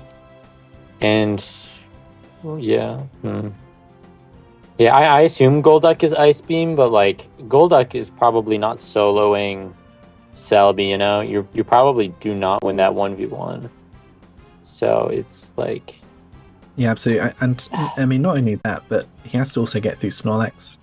Which without him on top, it again, like, this is all kind of assuming that it does KO. I mean, if him on top does survive and it can use the Brick Break onto Snorlax, I wouldn't expect it to KO, but I mean, it would be at least a lot closer for the for Nnico. Yeah, it makes sense that Dunk is taking a while to make his move, just because it's you know, it is like, do you call Detect and maybe get a little bit more progress on Jirachi? I think personally you always send a Psychic into Hitmontop, but yeah, it's also worth noting that Hitmontop is affected by the Leech Seed, so there is not really much of a benefit to clicking Protect, because at this point, if you click Protect, then I would say that you almost Hitmontop is guaranteed to go down to a Psychic after. Yeah, that is good point. Man. Yeah, so I think that at this point, probably, well, let's say it isn't Aerodactyl, it could be Mr. Mime. That, I suppose Mr. Mime might be helpful, but it would take a lot of damage from Earthquake even at -1. Okay, but we see Golduck. That might just go down. So Protect. Okay. I don't like that play. That's okay. because Substitute is just free now. Yeah, so you paid out Protect and then Leech Seed into. Wow. Okay, that was just really not the play, I don't think. Yeah, I mean Nnico maneuvered that super well, but like, yeah, I feel like Dunk could have maybe exploited. There was a light screen up, to be fair, so I guess the Hitmontop probably would have lived. But yeah, I think that Leech Seed, when you know that they're going to click sub, I don't know if that's the right play. Yeah, like the thing is that, like, what other move Jirachi should go for, you know? Like, you basically always go sub there.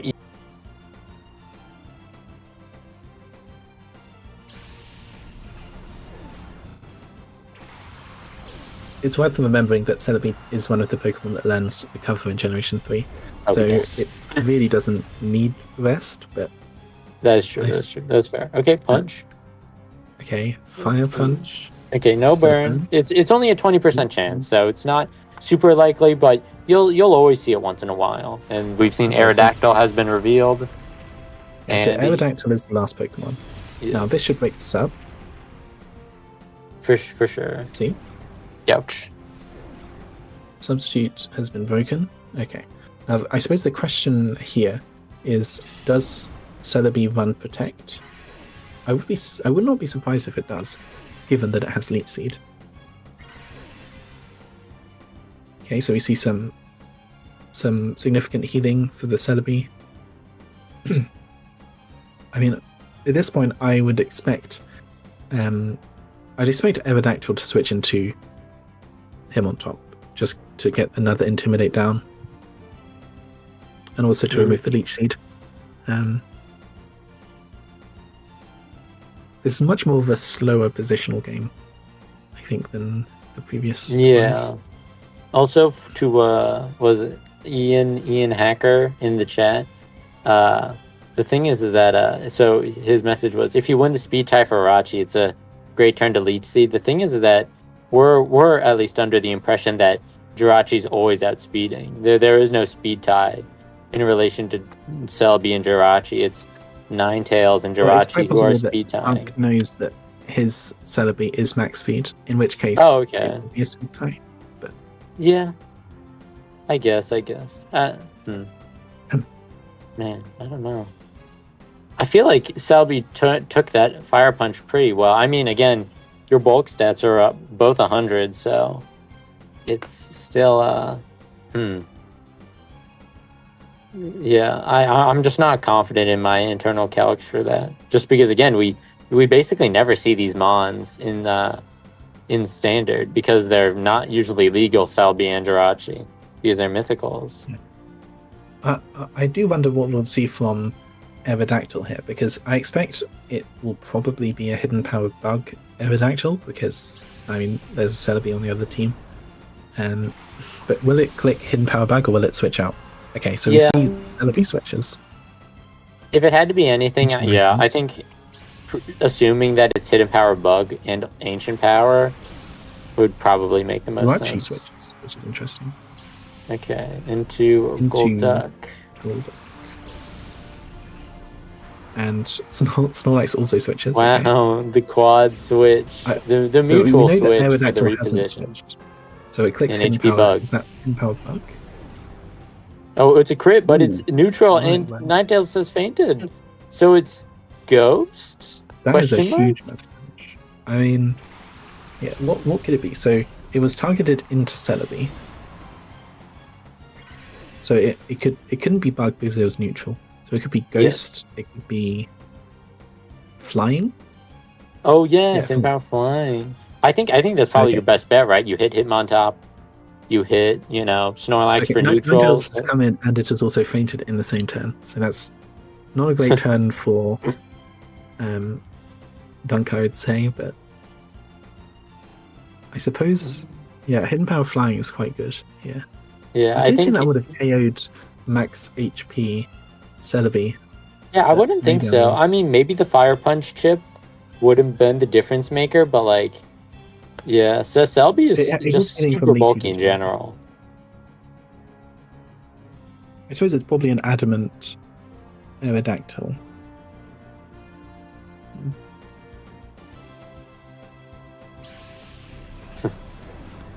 Again, I think the position has changed drastically for players here now. Okay, so we see Swagger come in.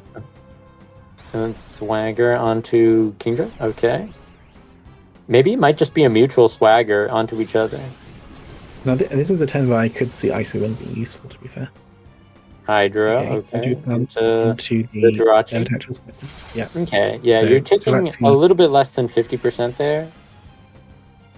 And then, I quite like that turn for Dunk. I mean, he got a lot of progress for no damage in the turn.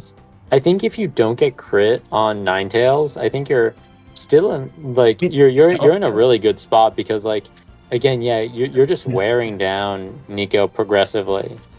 But the crit on Ninetales is super big. Nnico's Pokemon are very weakened. I mean, we remember that Hitmontop is low HP. It most likely is in range of a Psychic from Celebi, at least without a light screen, which it has run out. If I'm Nnico, what am I doing here? I would say it's definitely tough because Golduck feels quite out of position. It could sacrifice itself and set up a light screen. That is a possibility. That's probably what I would do. In just the case that But the thing is, if I were Dunk, what I would do is I would click Earthquake with Snorlax and switch out into Celebi, which both removes the confusion and also is switching into a resist. Celebi also can safely deal with him on top if that does come in. So I think that's probably a pretty safe play. Yeah, I think I suppose at this point Nnico might click Swagger into might click Swagger into Snorlax, just playing for the self hit. Yeah, I think if I was Nnico, I'd probably just go for Light Screen plus Substitute. Anyways, like Earthquake would be pretty unfortunate, but like okay. Let's see, switch into Aerodactyl, and then maybe a double switch even. Okay, no, the Light Screen. Right. So he is accepting Golduck's basically almost guaranteed demise. Okay, Confusion, self-hit. And Confusion self-hit. Oof. This is going to be Earthquake. Okay, and Earthquake shoot, Kingdra's going to be taking a bit. Yeah, Kingdra's definitely going to be weak into it. I do not like that play very much by Dunk, because Kingdra's health is really important to deal with Aerodactyl. And I agree. You might be Kingdra in Hidden Power Fly range, but you might be. Well, I think even the bigger issue is that Celebi not being in means that him on top can come in freely. So yeah, I think that is super big. I just think that that there was definitely some better things that could have been done there, but I will say though that it's still quite close, because I mean, I think that if I'm Nnico, I'm just going to click Hidden Power Flying into the Kingdra slot, and there's not much that can be done about that. Yeah, I think you Kingdra might it might be a roll, honestly, but I definitely agree with Hidden Power onto Kingdra. I will say one thing though, which is that if you don't double the Snorlax, self-destruct will probably just be a double KO. So if you see Protect Kingdra, self-destruct. So I suppose it's kind of... Are you okay with that? I think, yeah. Yeah, you're definitely okay, because, I mean, if we're saying Dunk knows that Celebi is maximum speed, and even if it isn't, well, I guess it depends on what the last move is, but you haven't seen yet. We know Psychic, Reflect, and Leech Seed.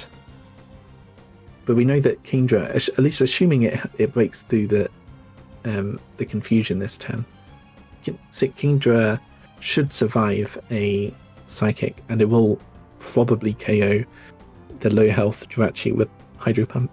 At the very least, break the sub for the Celebi. Man, yeah, tough plays, Golduck is down, so you could just go for self-destruct. That is probably your best play. Like, the only way that I could imagine Dunk losing that actually, I will say though that is a very high HP for Snorlax, I'm pretty sure. I think there's a chance that a -1 explosion will not KO Aerodactyl. Oh yeah, actually you might be right. I mean, it's resisted too, so yeah. It's resisted. Aerodactyl is not the bulkiest Pokemon, but I don't know. It's a 400 base power move with Stab at -1. There's no Reflect. Well, there is Light Screen, so that's worth keeping in mind for the endgame. Because Jirachi, if it's the only Pokemon left, will take half damage. Yeah, from both Kingdra and Celebi. Not bad. Yeah, but honestly, I think that you win this endgame with, or if you're Dunk's end, and let's say self-destruct does kill both Aerodactyl and Hitmontop, then definitely your best bet of trying to beat the endgame Kingdra Celebi versus Jirachi is probably just to click Leech Seed, click Swagger, and then just try to wear him down turn by turn. Yeah, I do wonder if I think that Dunk is probably considering whether to try and, well, I don't really see what the play is besides Protect Kingdra, because the only way that wouldn't be the play is if Nnico is doubling the Snorlax slot. Yeah, I don't think that kills though. Yeah, I mean, Break will do a hefty amount. In Hidden Powers, no joke, but you do have a decent amount of HP. I think Reflect has run out, so... Oh yeah, we see Ian raise a good point, which is that there could be a Detect. I'm not really sure about Double Edge into Kingdra, because Celebi is probably the Pokemon you're more worried about, and I'm pretty sure that Hidden Power flying at this rate would KO, but I could be mistaken. I mean, Adamant Aerodactyl, 105 versus 120. I think that it's probably enough, but it might be close. Mm-hmm. Yeah, I think if you're definitely playing around Boom, Hitmontop, Detect is a good play here. But again, if Snorlax doesn't click it, then you're missing out on some possibly crucial damage. Hello, Donut. How are you doing? Hello. I'm glad this match is still going on. Yeah, I mean these XD battles take a while, so we're on game 3 and they're on still game 3 already, which is somewhat impressive to me. That's fair.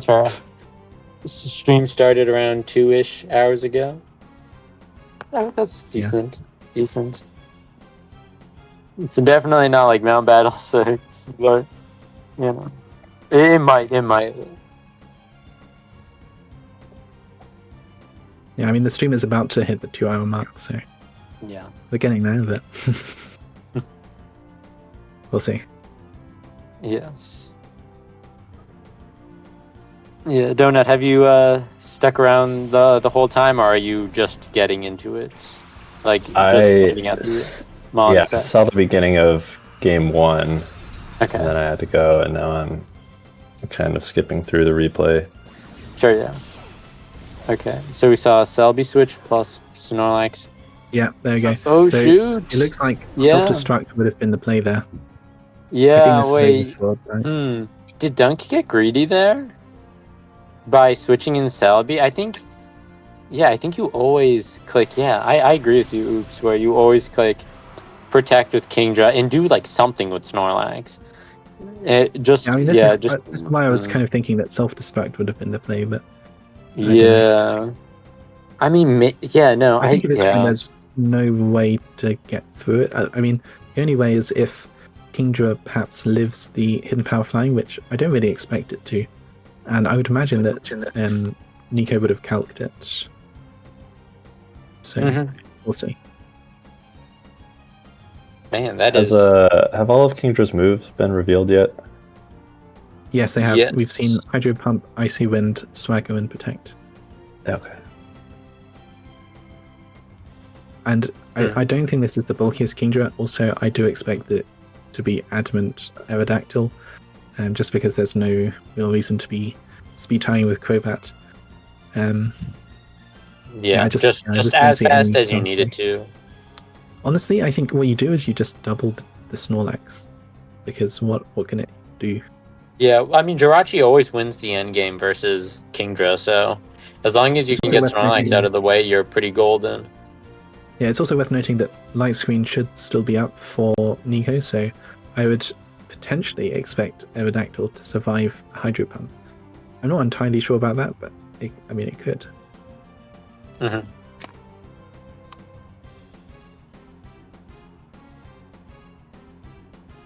Yeah, so I think at this point it's just a matter of Nnico making the right moves, and he'll get the win.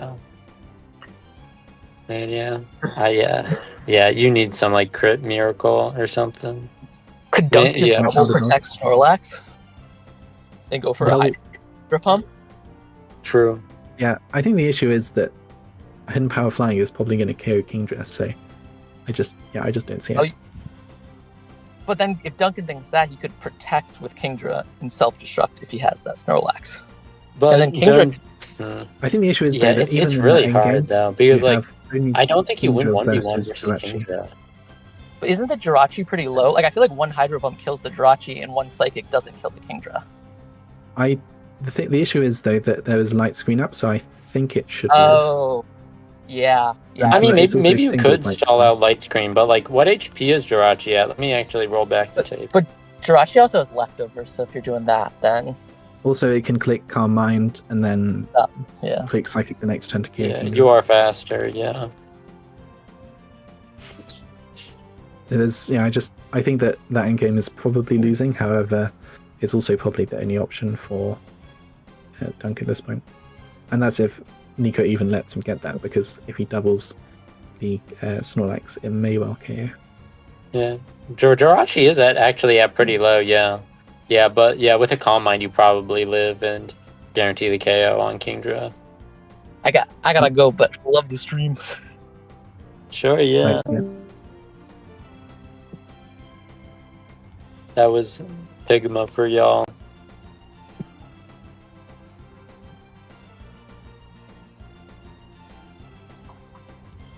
Okay, yeah. So Nnico is still thinking. I think as we outlined, it's looking quite bad for Dunk. Yes. Man, at the beginning of this game, I was like, man, Nnico really needs to find some momentum, and I think he's found it for the most part. Part of that is, I think, Dunk misplaying a little bit, but Nnico also did find his footing generally. Yeah, I do wonder if Dunk had opted for that play of Protect Kingdra plus Self-Destruct Snorlax. I think he probably, at least, of course, assuming Kingdra does get the Protect off and that Snorlax is able to KO Aerodactyl with the Self-Destruct at -1 attack, I think he probably would have been in a winning position, just given that a full health Celebi is going to be able to just whittle down, even with just Psychic. You don't even need Leech Seed, I think. Plus the Kingdra, of course. So, yeah. Yeah, I definitely think the outcome of this battle could have been totally different with the nine without the crit on Ninetales, but now that it's happened, I think Nnico is in prime spot to win this.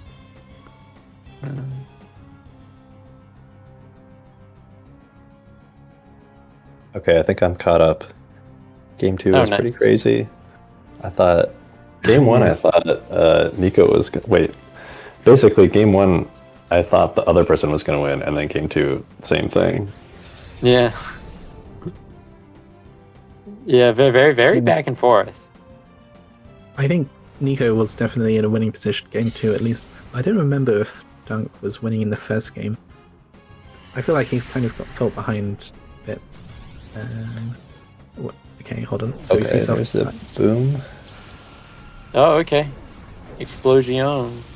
Okay. It does Aerodactyl does faint. Yeah. Wow. Aerodactyl faints. Now the issue is, of course, that there's a Jirachi in the back. But yes. This is at least... I think when there's Swagger, there's a way. It's good to test self-destruct, though. Yeah, I mean... yeah, that's fair. This is the best play. This is pretty much the only option. Okay. I think, though, that this is going to need a crit Hydro Pump. So...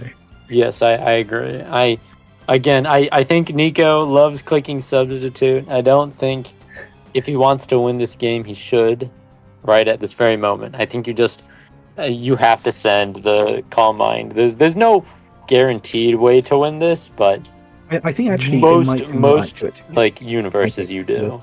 Chance. Because at this point, I definitely don't think a non-crit Hydro Pump is going to KO.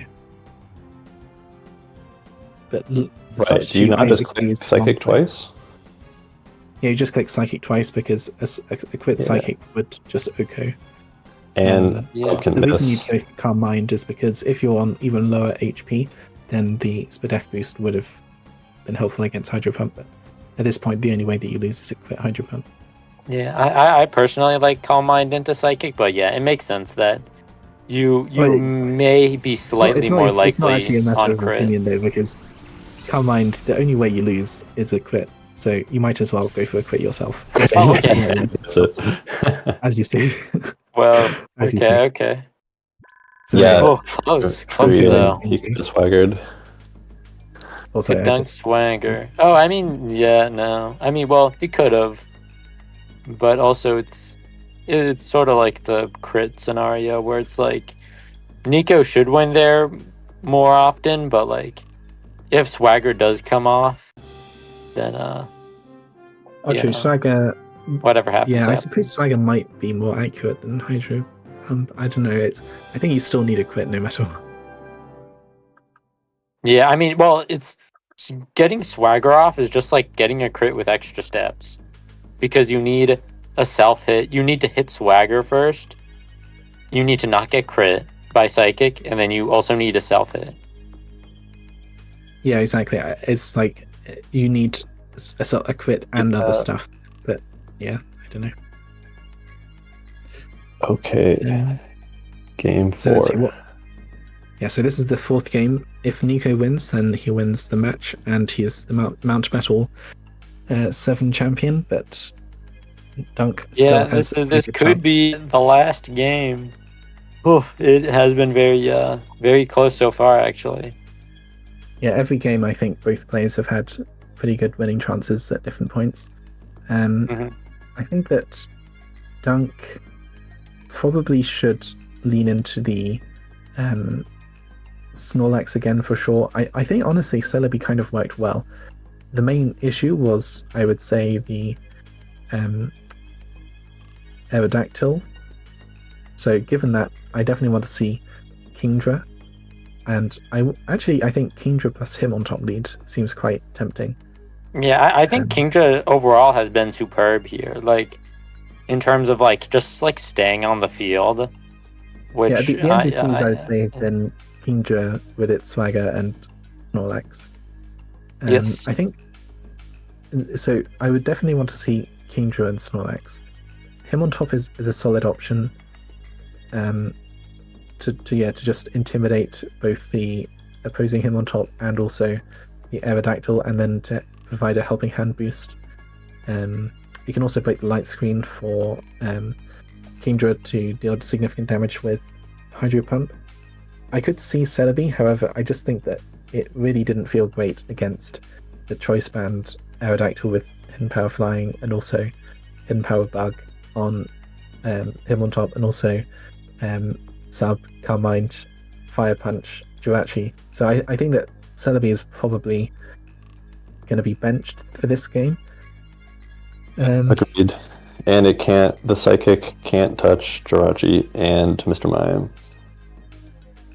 Yeah, exactly. So I think that if it were me, I would be going with him on top and Kingdra as the lead, and then Ninetales and Snorlax in the back.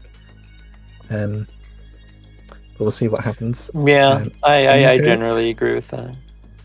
For Nnico, I think he's seen success with this him on top Golduck lead, so I would honestly be a bit surprised if he goes for something else.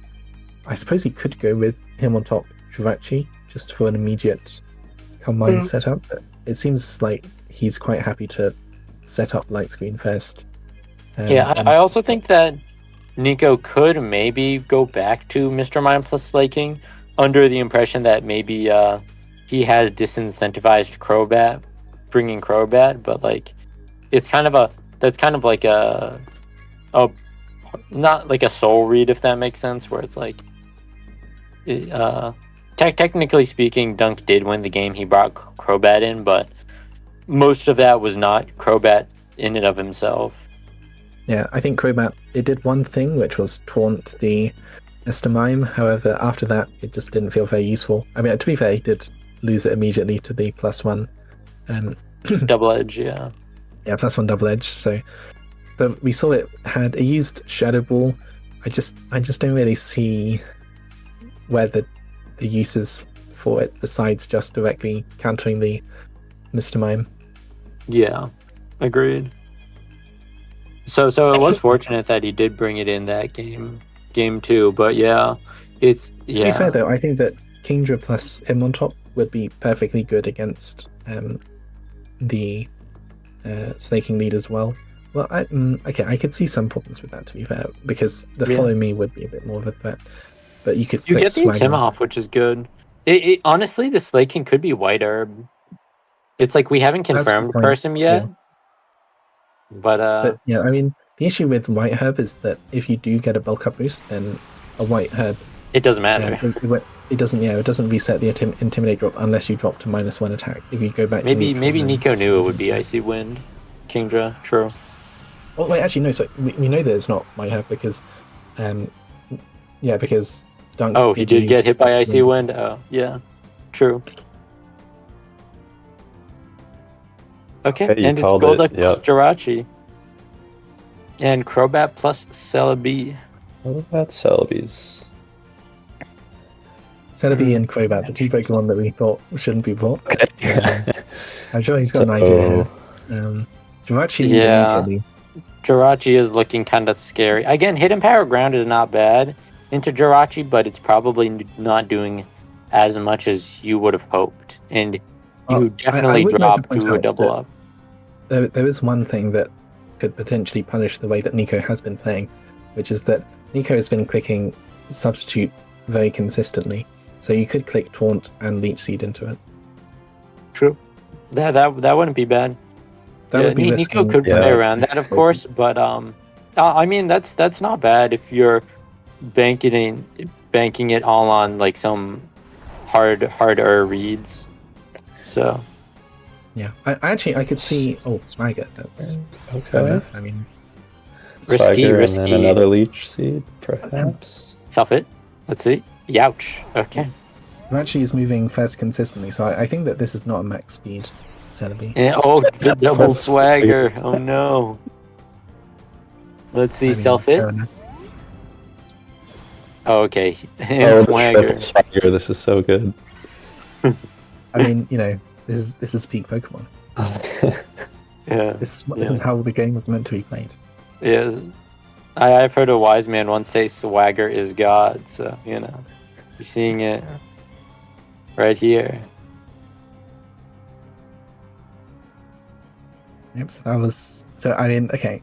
Let's track who is confused. Jirachi is confused, Golduck is confused, Celebi is confused, Crobat not confused yet, but at this rate. Yet. Yeah. Could be. Could be. I mean, if we're counting commentators as well, I think I'm confused.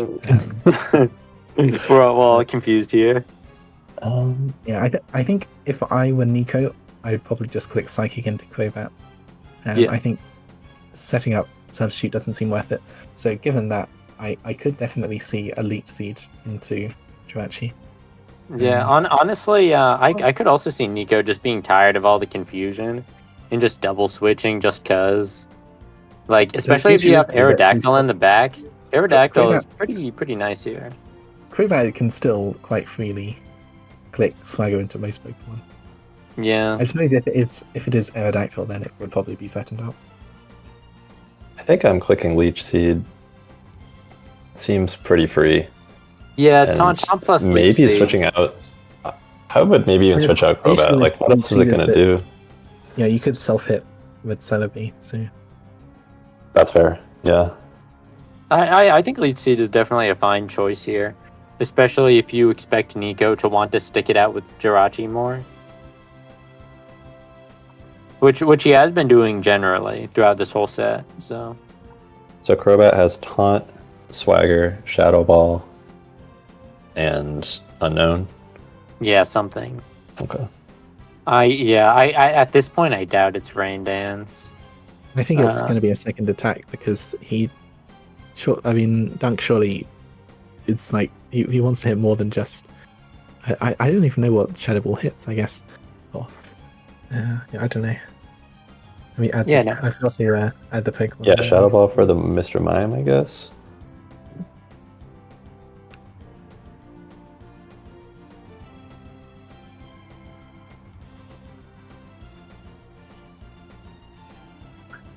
Yeah,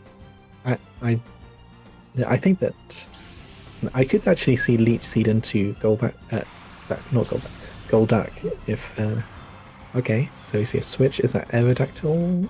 Nope, Hitmontop. Hitmontop. Okay. Oh, it is Rain Dance. Wow. Okay. Is it not a switch though? What if it's Baton Pass on Celebi? A second self-hit. Okay. Is this Leech Seed? Ouch. Mutual self-hit. We'll never know. I mean, So, I'm not sure why he clicked Rain Dance in that position. I guess he was worried about Fire Punch. Yeah, I think Rain Dance plus Switch would probably get you the most value if you were to click Rain Dance. I think the issue now is that Hitmontop seems very well positioned overall because it's got hidden power bug to hit Celebi. It's got, not very much to fear from Crobat. It's not -1 or anything. Yeah. Yeah, it can just send out attacks. Yeah, I mean, maybe the point of Rain Dance is that you bank on Celebi living Hidden Power Bug once you set up Reflect. So, Fire Punch plus Reflect. I mean, Fire Punch plus Hidden Power Bug double up won't kill. A Pokemon with Brick Break. Yeah. Yeah, Hitmontop's looking especially good now that we know Crobat doesn't have HP Flying. Now that I think about it, though, I actually really like Taunt into Jirachi this turn because I just don't see it using Psychic at this point. I don't know. The way that Nnico likes to play, he's going to try and avoid getting swaggered again. So he's going to click Substitute. Therefore, you should click Taunt and maybe switch out into something that can take a Hidden Power Bug. Yeah, it's probably just Kingdra, right? That if you want to maximize the rain turns too. Exactly. You probably want to get Kingdra in. Yeah. But of course, Nnico could definitely punish a Taunt by just directly clicking Psychic into the Crobat. I mean, that's what I would do because I just don't want to have the Swagger Pokemon alive even.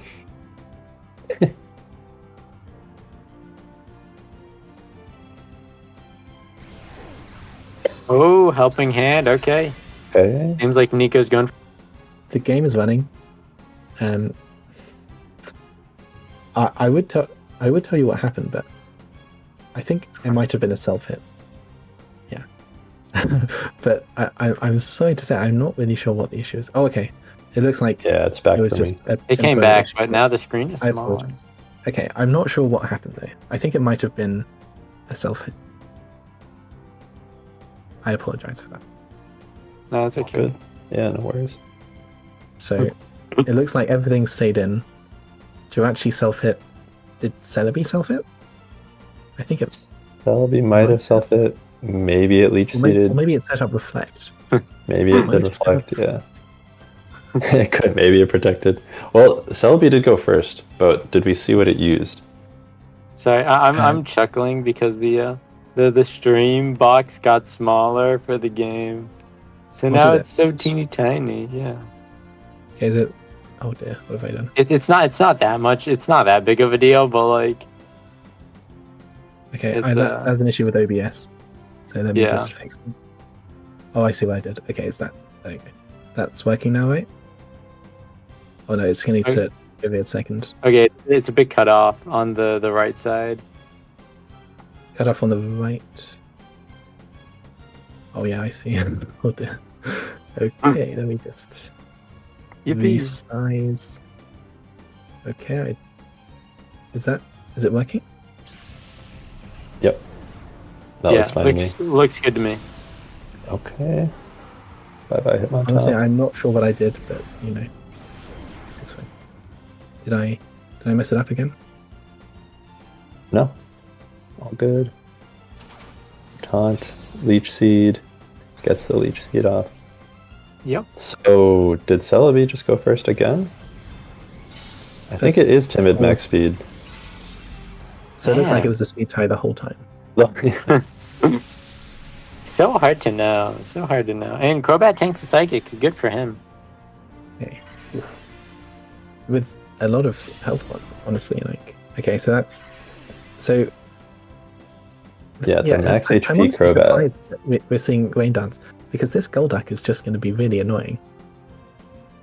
Because at this point, there's effectively I feel like Dunk has not used the Rain all too effectively. I mean, disincentivizing Fire Punch is pretty nice, all things considered, but okay, at this point, the Fire Punch will still be full power, wouldn't it? Yes. Right. Oh, wait, did the Rain go away? No, because Golduck. Oh, because Cloud9, you think? I mean, it's either Cloud9 or Damp. I would be Cloud9 because there's a Kingdra on the field, or on the opposing team. Oh, I've been thinking that it was Damp this whole time. So you prevent Snorlax from self-destructing. But honestly, Cloud9 is not bad too. Either is fine. I think given that there's a Kingdra, it's just seems logical. But I suppose there's an argument to say that, given that. Yeah, I know what you're saying. Given that Dunk knows that you have Golduck. Yeah. I suppose, Dunk has revealed that he has both Rain Dance and Self-Destruct, so he's kind of just going with the strategy of, well, you can't have both abilities. So, But it does kind of go to show that Golduck is probably one of the best Pokemon against Dunk's team, just due to its natural ability. Yeah, it has pretty balanced stats as well, so you can kind of do whatever. Yeah. Yeah, Golduck was definitely a Pokemon that I was looking at when I was building my draft. I ended up going with Politoed because it's just a bit cheaper, but both of them are excellent Pokemon. Yeah, I agree. I think they're both excellent. I also got him on top, incidentally, so let's see. Aerodactyl is Leech Seed miss. I don't think that's huge, but yeah, you do really want to hit Leech Seed there. Okay, that's going to be a Hydro Pump into Golbat, right? Yes. So, okay, Golbat. So, I don't know, Crobat goes down. Fainted from the Hydro Pump. So, what are we going to see here? I think Kingdra is, pretty forced to respond to the threat of Aerodactyl. Now, at this point, if Nnico is not Cloud9, he's in a lot of trouble, I think. Yeah, we get to see. Yeah, it is kind of funny that Cloud9 is not revealed on Switch in Generation 3. Oh, it isn't? Oh. That's funny, actually. Yeah. So it still could be anything. I mean, I still am in the mindset that this is a Cloud9 Golduck, but... I mean, that's fair. I think either ability is great here, but... honestly, I think given that he is using Aerodactyl, I don't really see a reason why you wouldn't run Cloud9, because, I mean, sure, Self-Destruct is an issue, but the issue is that Golduck is not a great Pokemon against Snorlax. Like, it can do some stuff, but it's much better against Kingdra because it can at least resist its attacks. Yeah, so sort of like hedging your matchup with it. Yeah, that's fair. I would say so. Yeah, I mean, also, Celebi is obviously 2 boom resists. Yeah. True, yeah. Celebi's 2 boom resists and an Intimidator. I think, are you clicking Hydro Pump into Arrow either way here? Or I would, because it's Choice Band, so it can't protect. And you know that you can't switch in a resist because the Pokemon in the back are Hitmontop and Jirachi, so yeah. Yep, Cloud9, okay. Has the turn started? Yeah, there you go. Oh, Youchers. He just stays in, okay. Celebi barely survives. And a big Swaggers. That's a play, I suppose. I mean, Youch, and a big self hit. He gets it. Does this connect? Okay. Yes. Whew, man. Okay. So Hitmontop is currently Brick Break, Helping Hand to detect, and Brick Break, Helping Hand to protect, and Hidden Power. So we still haven't seen the last move for Celebi. I suppose not, yeah. It could be Recover. I kind of doubt it, but... I mean, I honestly think at this point, Recover seems like the most likely, because I just don't know what else it could be that he wouldn't have used. Yeah. What? Yeah. Wait, wasn't it Reflect? Oh, Reflect? Oh, no, he used Swagger now. Okay, yeah, sorry. So Swagger, Leech Seed, Oh, Psychic. He is Swagger. Oh, jeez. Yeah, so I guess Swagger is basically Protect. I mean, it did. And Golduck is faster than Kingdra here. Even though Kingdra has... It's slower than Celebi, but it's... I think, honestly, if you just want like a safe middle ground-ish play, you just click Light Screen with Golduck plus Jirachi Fire Punch into Celebi. I think that's not bad, and of course if Dunk switches in Lax, then there's a chance they get burned. Yeah, the Celebi is speed tying with Jirachi, so whoever moves first is going to be... Oh yeah, that's true. If Jirachi knows that it's going to move first, then it should click Sub, I think given that it doesn't, it should probably just click Fire Punch into Celebi. Mm-hmm. Yeah, I think... Yeah, Dunk. Yeah, if he wants to... Aerodactyl's dead, which is good. Yeah, so I should note that on the side of the screen. Okay. Yeah, I definitely... If Dunk is going to want to take this back, he should, yeah. Maybe... I don't know. Do you... It depends on which mon you have in the back, in my opinion. Because, like, I don't know. It's going to be Snorlax for sure. Yeah. Snorlax seems pretty obvious, but, like, how does that change who you target with Kingdra? Do you think that means you just click Hydro into Jirachi anyways? Or do you think you would want to, like, try something else? Like, do you want to click Icy Wind here? I think given that it is Snorlax, probably...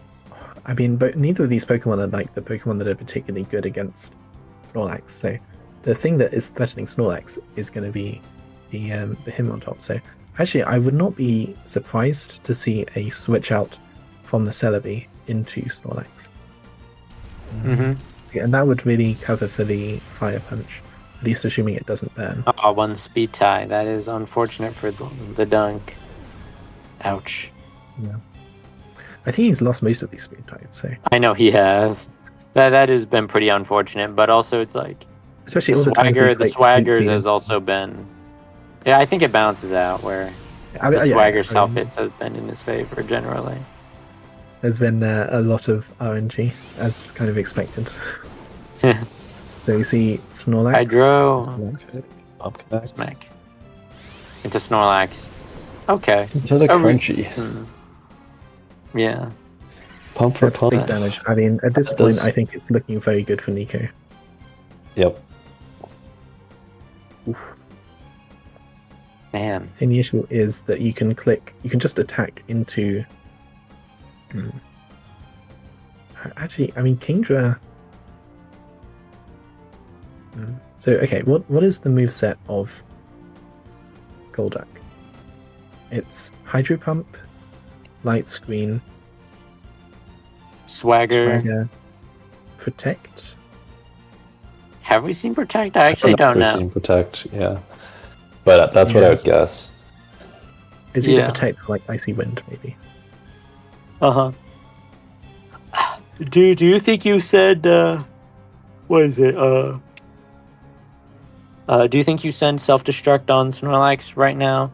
I think there's a good chance Jirachi just clicks Substitute, but if it's not Substitute, that would be the winning play.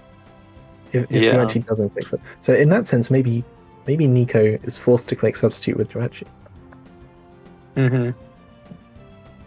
How many turns has Rain ended? I think it has. Probably. Yeah. So, I mean, honestly, this is probably the perfect... If it's not sub, then yeah, I think Self-Destruct and you win. Because yeah, I mean, I guess if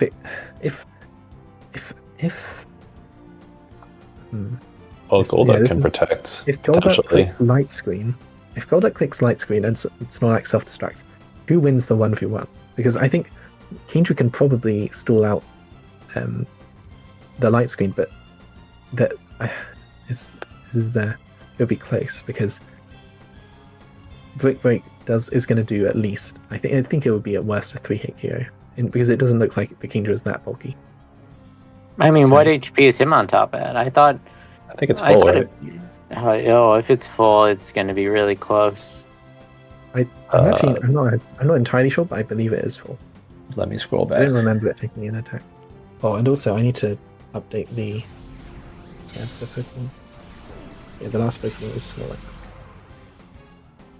Okay, Psychic. And no Protect on Kingdra. So it's not Self-Destruct. Oh, and confused, that's right. Yeah, that's huge. Big confusion. Swagger. Okay. Oh, that's Self-Swagger onto Snorlax. Oh, jeez. Oh, jeez. Okay. Oh, Lum Swagger for the clutch return. I'm not really. Whoa! Oh Shoot! gosh. 1 HP. I'm not really convinced by that play, honestly, because the issue is that. I mean, now you click self-destruct. I don't know. No, I don't think you can click self-destruct. No, yeah, probably not. Yeah. Well, now you just protect an earthquake? Yeah. Maybe, yeah, because I think Golduck is kind of forced to click light screen, to be fair. Oh, maybe it's not. I don't know. This is kind of tough. Okay. So in the moment of desperation, I suppose. I mean, I suppose I would call it desperation. Actually, but there's one play that is a bit funny, which is if you think that +1 Snorlax would one-hit KO Hitmontop, then you could double the Jirachi. Actually, maybe even if it doesn't work. Really unfortunate that Jirachi lived on 1 there, because I think if you get the KO, it's is it good there that you don't get the KO there? Because I'm thinking, I don't know about it. If it was actually maybe a blessing. Yeah. I think it actually is good for Dunk that it doesn't KO. I think Icy Wind is actually kind of a nice play here, especially if it doesn't KO Jirachi, actually. Yeah, Protect plus Icy Wind is pretty tempting here. Yeah. Generally, I agree. I suppose the first thing is that would stall out a turn of the light screen, potentially. And if you then I think you'd then Hydro Pump the Jirachi, moving first, and then you would return into the Hitmontop. Mm-hmm.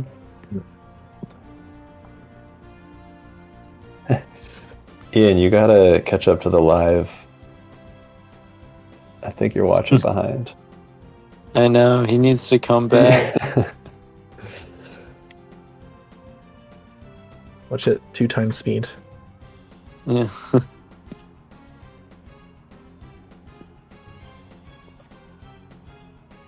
I think, so Jirachi and Golduck are still both confused? Jirachi is not, I don't think. Well, are they both like? Maybe. I thought that's what Kingdra used last turn. No, it's Swaggered Snorlax, never mind, my bad. It's Swaggered Snorlax, I think. Okay. I don't believe that Jirachi is being confused. Yeah, Jirachi is not confused, Golduck is, and neither of Dunk's Mons are. So, yeah, this is a very interesting endgame. I think I would probably favor Nnico here, but it's definitely close. Yeah, I think Nnico definitely is more likely to win, but I think any good player, any hard read, I would suppose, could definitely swing the tide of battle here.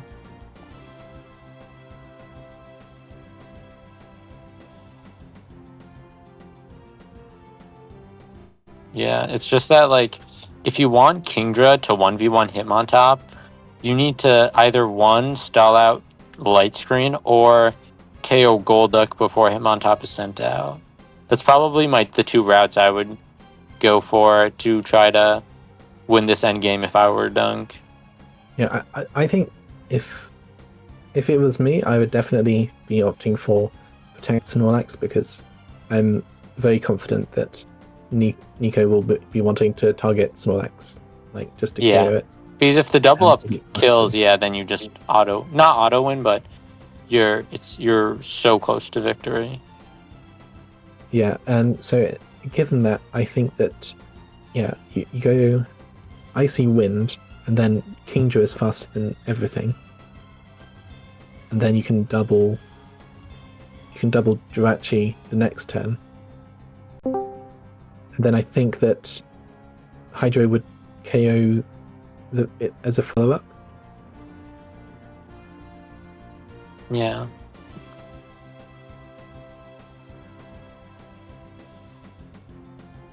Man, yeah, Nnico is still okay, Dunk's decided his options. But this is an important turn. Yeah, I don't blame him. Yeah. Yeah, Dunk is now locked in though, so we're getting close to the end of the game. Yeah, this could easily turn into a game 5. It's only 2 hours 40 so far. He needs to think for another hour at least. Yeah, we're not going to meet our time quota. Yeah, same, Ian. I like Icy Wind Protect as well. Yeah. Pretty sure Icy It Wind seems yeah, in such a crucial turn, I think it is very nice to make a neutral play like that. I will say that Nnico has a lot of options to call out Protect Snorlax because he could simply swagger the Kingdra. Honestly, he might just do that. I don't know. Yeah. It depends on how scared he is of Protect Kingdra self-destruct. How many turns has Golduck been confused? Is there a max limit on confusion turns? I don't really know how it works. I'm pretty sure it doesn't matter how many turns you've been confused for. Yeah, I agree. Like, at least from how I understand it, it seems like Swagger is indiscriminate of turns. But there's always like a looming chance that it will go away. No, it's 2 to 5 turns, at least according to... Okay, it is 2 to 5 turns. Bulbapedia. So I don't think it's been 5 turns yet, though. Well, it's 2 to 5 turns, but you can immediately snap out. Can you? Oh, youch. Yeah, on the first turn. Okay, yeah, and Protect on Snorlax, like what we've mentioned. Okay, and Psychic into Kingdra. But if this is Icy Wind... Oof, that's a big spit after all, potentially. Yeah, because, Kingdra's one of the only guys left on the... Or, like, Jirachi lives, which is actually switch good. out. Oh my gosh, that's what... Yeah. It did nothing. But yeah, that's what Dunk would have wanted, because then you can safely... Well, I mean, you can miss Hydro, but... Well, now you can Swagger either with Kingdra and gamble on that. Or yeah, I would just go Hydro and return. But yeah, I mean, in general, it being faster is good. I kind of wouldn't be surprised if he does switch out something. Like, he could switch out Golduck directly, which wouldn't be a bad play necessarily. Although, well, actually, switching out Golduck would be a bad play because I think it might die to +1 return, and then it just seems really bad to have a 2v1. I just don't know if you live double up if you're Snorlax. Like, you don't seem that specially invested. But you don't need to live a double up at this point because Kingdra is faster, so it can KO Jirachi. Oh, yeah. So you always go for Hydro into Jirachi, I think, because at worst it's going to switch out into Hitmontop, and then and then you get free damage. So. That is true. I don't think you have to be confused for 1 turn. Oh, well, okay, you can. Like, there's always going to be one chance of a self hit, but you can snap out of the first one, I think. Yeah. Man, that's so close.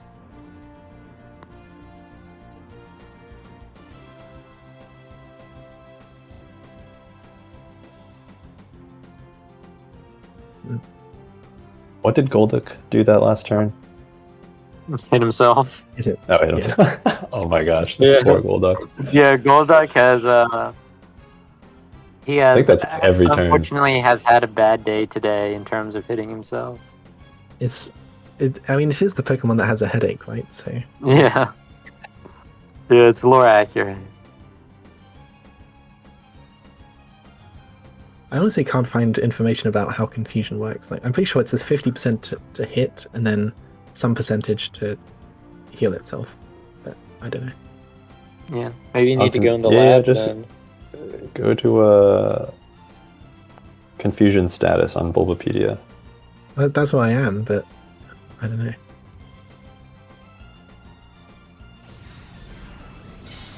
Oh, miss Hydro Pump. That is unfortunate for Dunk.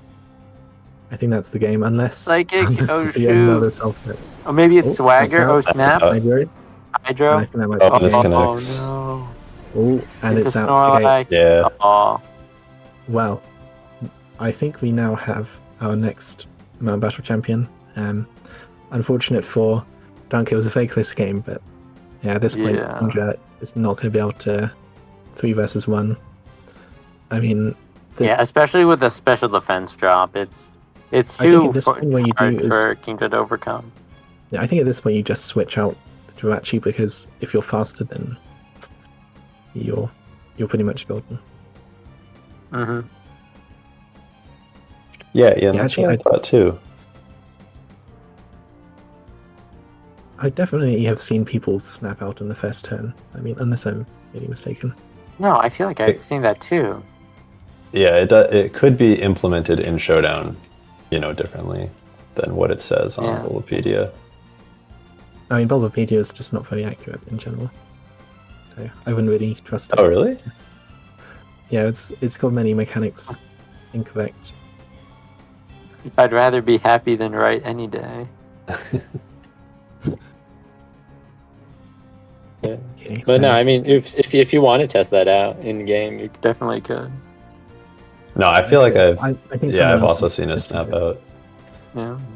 On turn 1. I mean, as someone who clicks on turn 0, but I feel like on turn 1, it's kind of like sleep in the way that like first turn is always guaranteed. Like I feel like, I don't know though. Maybe I'm just making stuff up.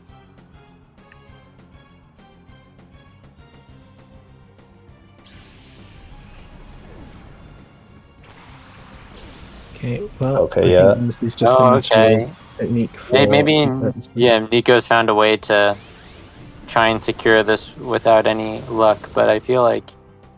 No, I think this is the right play, because Jirachi, if it can move first... That's a lot. I suppose there might still be a chance if he manages to KO him on top with a crit.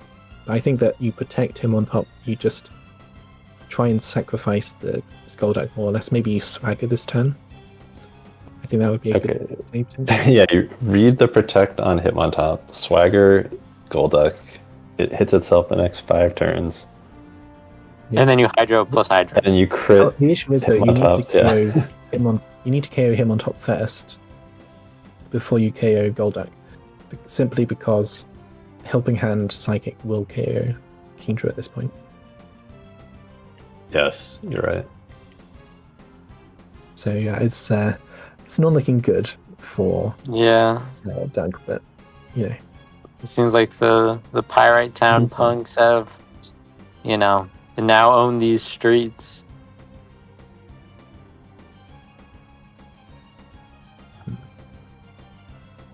Yeah, Nnico's just thinking about ways in which he can lose this, I assume. Yeah, so swagger onto Golduck. Nope. There you go. I think if this is a bit late, Golduck will take a lot from Confusion self-hits. Youch. Yeah. At this point, I think it's +4 attack, which is kind of funny. Yeah, and then at this point, Kingdra is in range of Psychic, so therefore it just cannot win unless Nnico makes a misinput. Well, you double swagger, and then you hope. I don't know. Yeah, the issue is you can't switch in Kingdra. You can't switch in Jirachi and then also KO it in the same turn. So. Oh yeah. Yeah, you're right. You're right. Yeah, you need Nnico to misplay in that circumstance. Yeah, and you don't even kill Hitmontop here. Oh, barely. Oh, congratulations to Nnico. Oh, is that Golduck still trying to find his footing? Okay, and there it is. One critical hit break into Kingdra. There you go. And Nnico and the Pyrite Town punks have topped Mount Battle. 7 champion. Yeah. What a game. Yeah. And let me add the score. There we go. So I think we might get a player interview with Nnico Iosi if he decides to join us. Yeah, hopefully he will. If he's able to do, like a 2-hour-ish battle, hopefully he can stop by for a little bit. I will. Just... Whew. Yeah, those last few turns with in that game 3 were very very big. Let's see. Well, I can't post in the and, channel. And Dunk being a good sport. Yeah. Yeah, Dunk did have an amazing run. And I mean he beat me. He was very good all throughout. Yeah, so I have no doubt that he can probably reach these same heights again in a future Mount battle, you know? Beat his brother. Yeah, true, he did beat his brother. That's fun.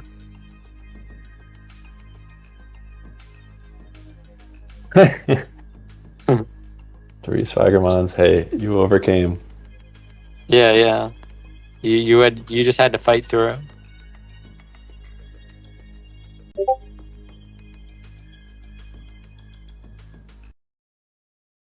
Yeah. Oh yeah. Also the baby buff is real. That's probably the real victory they had. Having a family. Hey, what's up? Wow, nice job, Nnico. Thank you. Pyrite Town Punk, 2-time Mount Battle champion. Pretty sure. Yeah, first time draft league, but yeah. Well, okay. Pyrite Town Punks is the first time. Yes. Yeah. I think you played incredibly well. Had a very solid team overall. Basically, no weak links, honestly. Like every mon, maybe besides Zatu, I feel like had incredible value. Yeah, in theory, Zatu also had a role. It can haze, and it's another skill swapper, right? And it can Slaking can EQ next to it even when it skill swaps. So like, yeah, every mon on my team had a role and like something it could do theoretically. But like also like Sneasel, I didn't actually use Zatu, so I don't know. But like I was hoping that I could show that like you can draft a team of 10 mons which all can really actually be brought to a game and like still win. Because most people think that like you just draft 8 good mons or 6 and then you have 4 trash mons, right? Yeah. But like I don't know. I just feel like I want every mon on my team to really be an actual team member, you know? Yeah, it's not that cut and dry. And it's way harder to prep for someone with a team like yours that has so many like potentially bringable mons. Yeah. So I think just even if you don't bring them a lot, it still like has that innate advantage. Yeah. I think there are so much. I think also like what I was trying to do is to have something in every speed tier basically, right? Starting from 70. So I think that's also hard to prep for if you don't have clear benchmarks that you can hit, right? Yeah. Yeah, absolutely. Yeah, Sneasel is annoying. Yo, and we have Dunk here with us and Pigma, the two brothers. How you guys doing?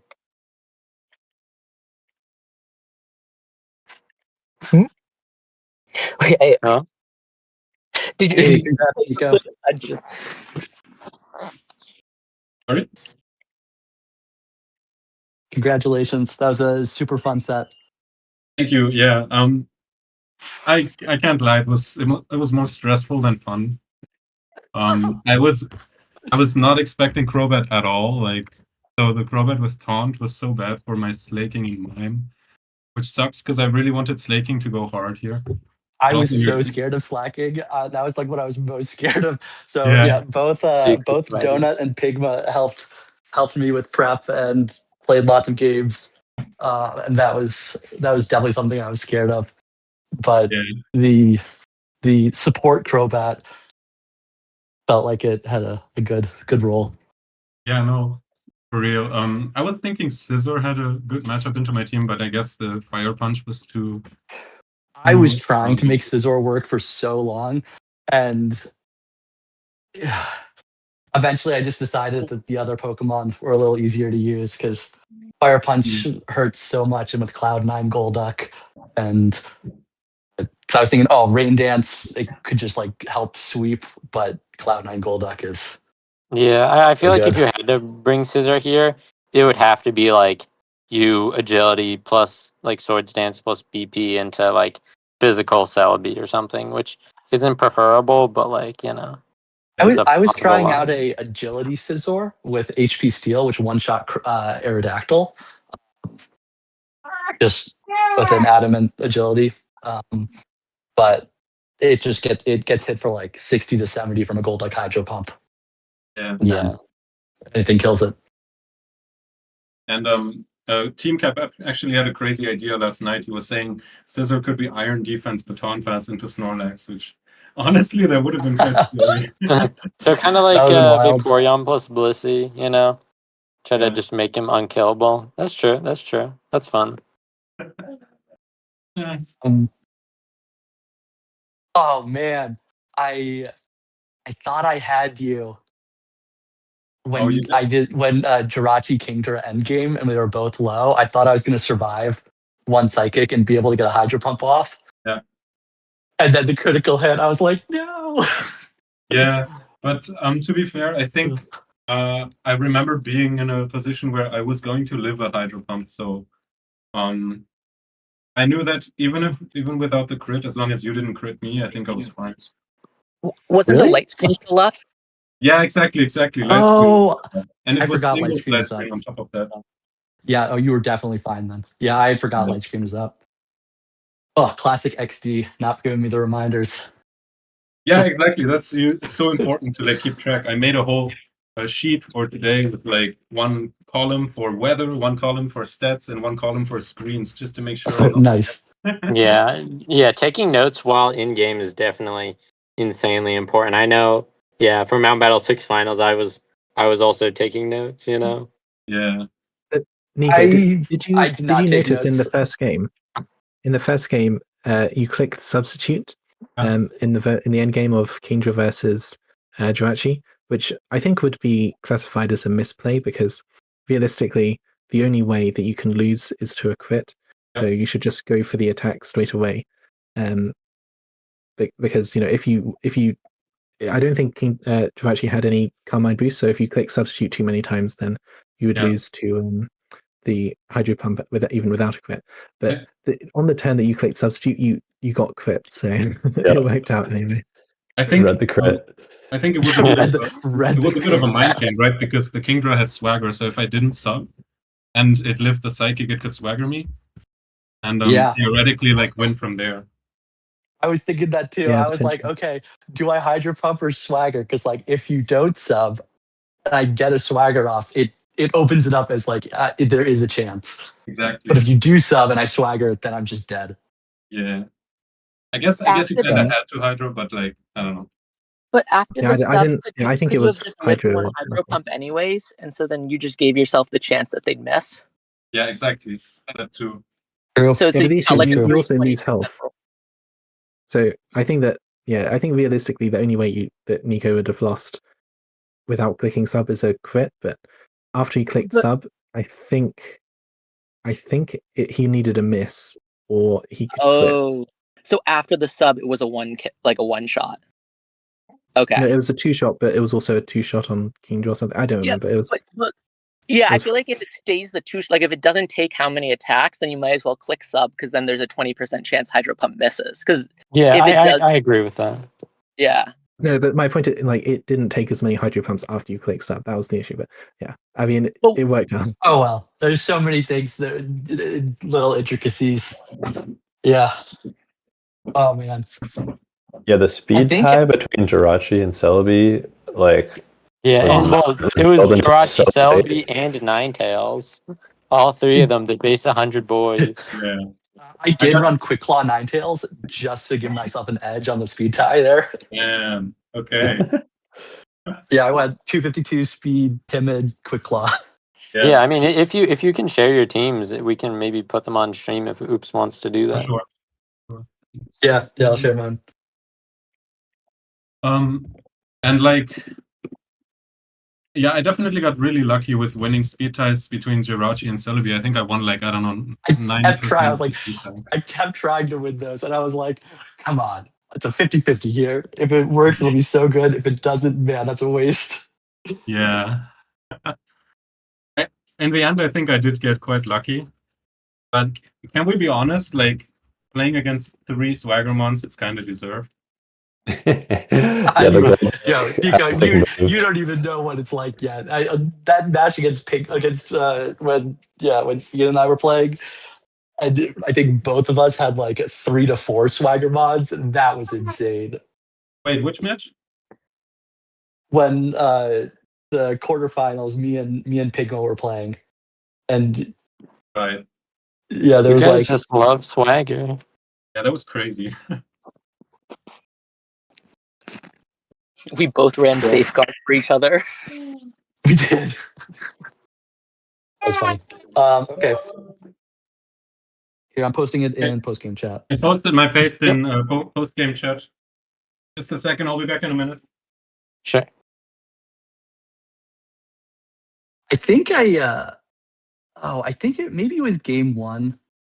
I think I misplayed the ending probably. Jirachi versus Snorlax and Kingdra, and I EQ. I don't know. I feel like I misplayed that a little bit. Yeah, it ended up being close, but game 1, I thought you were gonna lose after like the first couple turns, and then you brought it back, and then I thought you were gonna win, and then the end game was really close.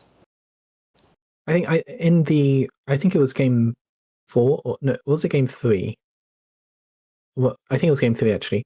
You had an opportunity to click protect with your confused Kingdra and self-destruct, and yes, I believe we were saying that was a winning endgame.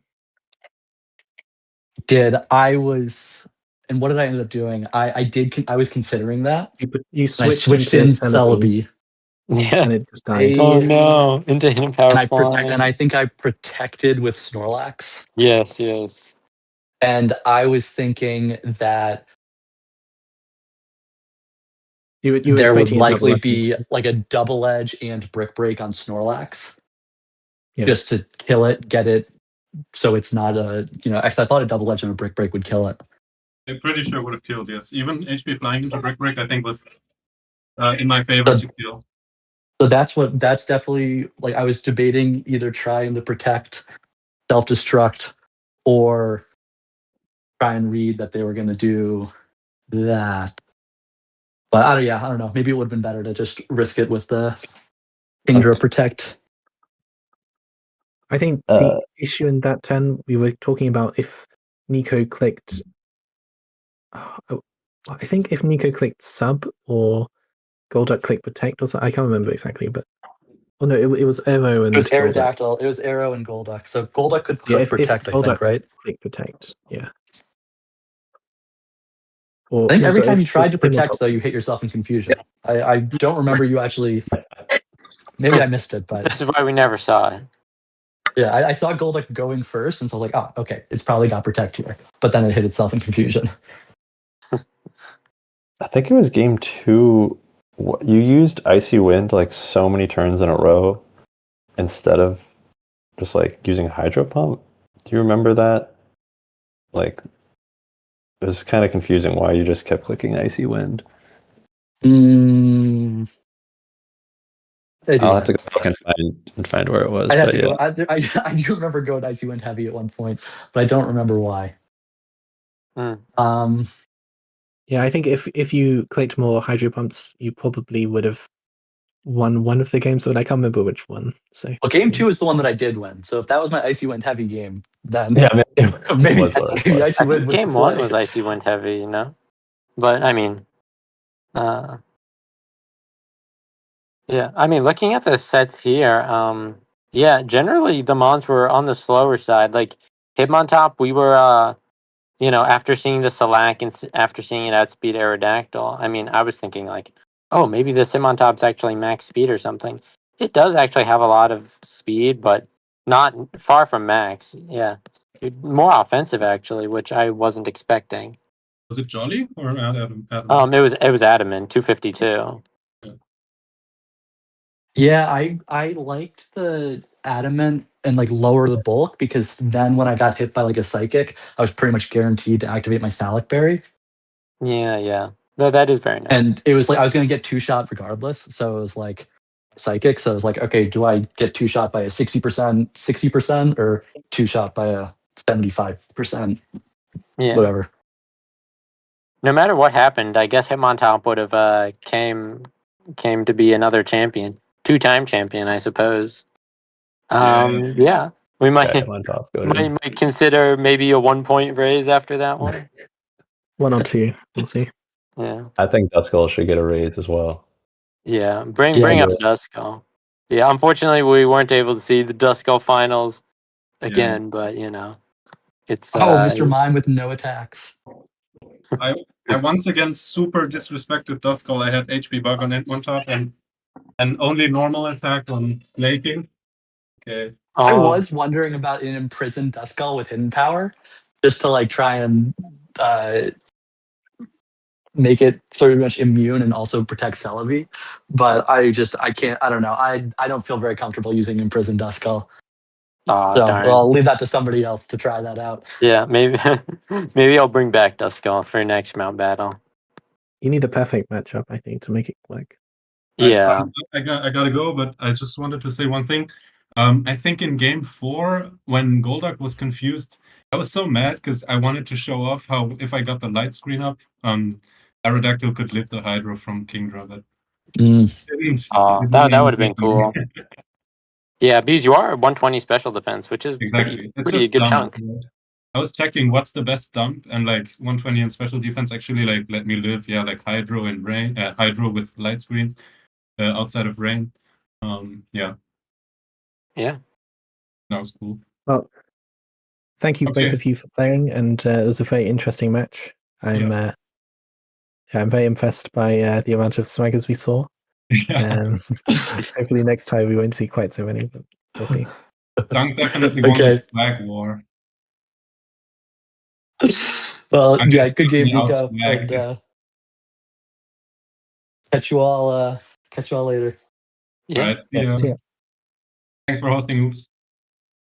No worries. Thank you, Oops. Yeah, thank you, Oops, great for tournament. getting the stream up and having a good internet. Very nice. Shout out to the Mythicals too. Having them in this mount battle was super fun. Yeah, that was really cool. I wonder if we'll bring them back. I think the general consensus is that they were pretty well liked, but yeah, well, I sent out that form, so we'll use that to consider the rules for next time. Oh yes, yeah. I know that other people really wanted the limited draft, which I am very partial towards. I think it would be a good idea, but of course, I think it might be a little bit before the next draft, of course. Yeah, we'll see. All right, goodbye, everyone. I'm going to end the stream now. Yeah, goodbye. Jeez. See you next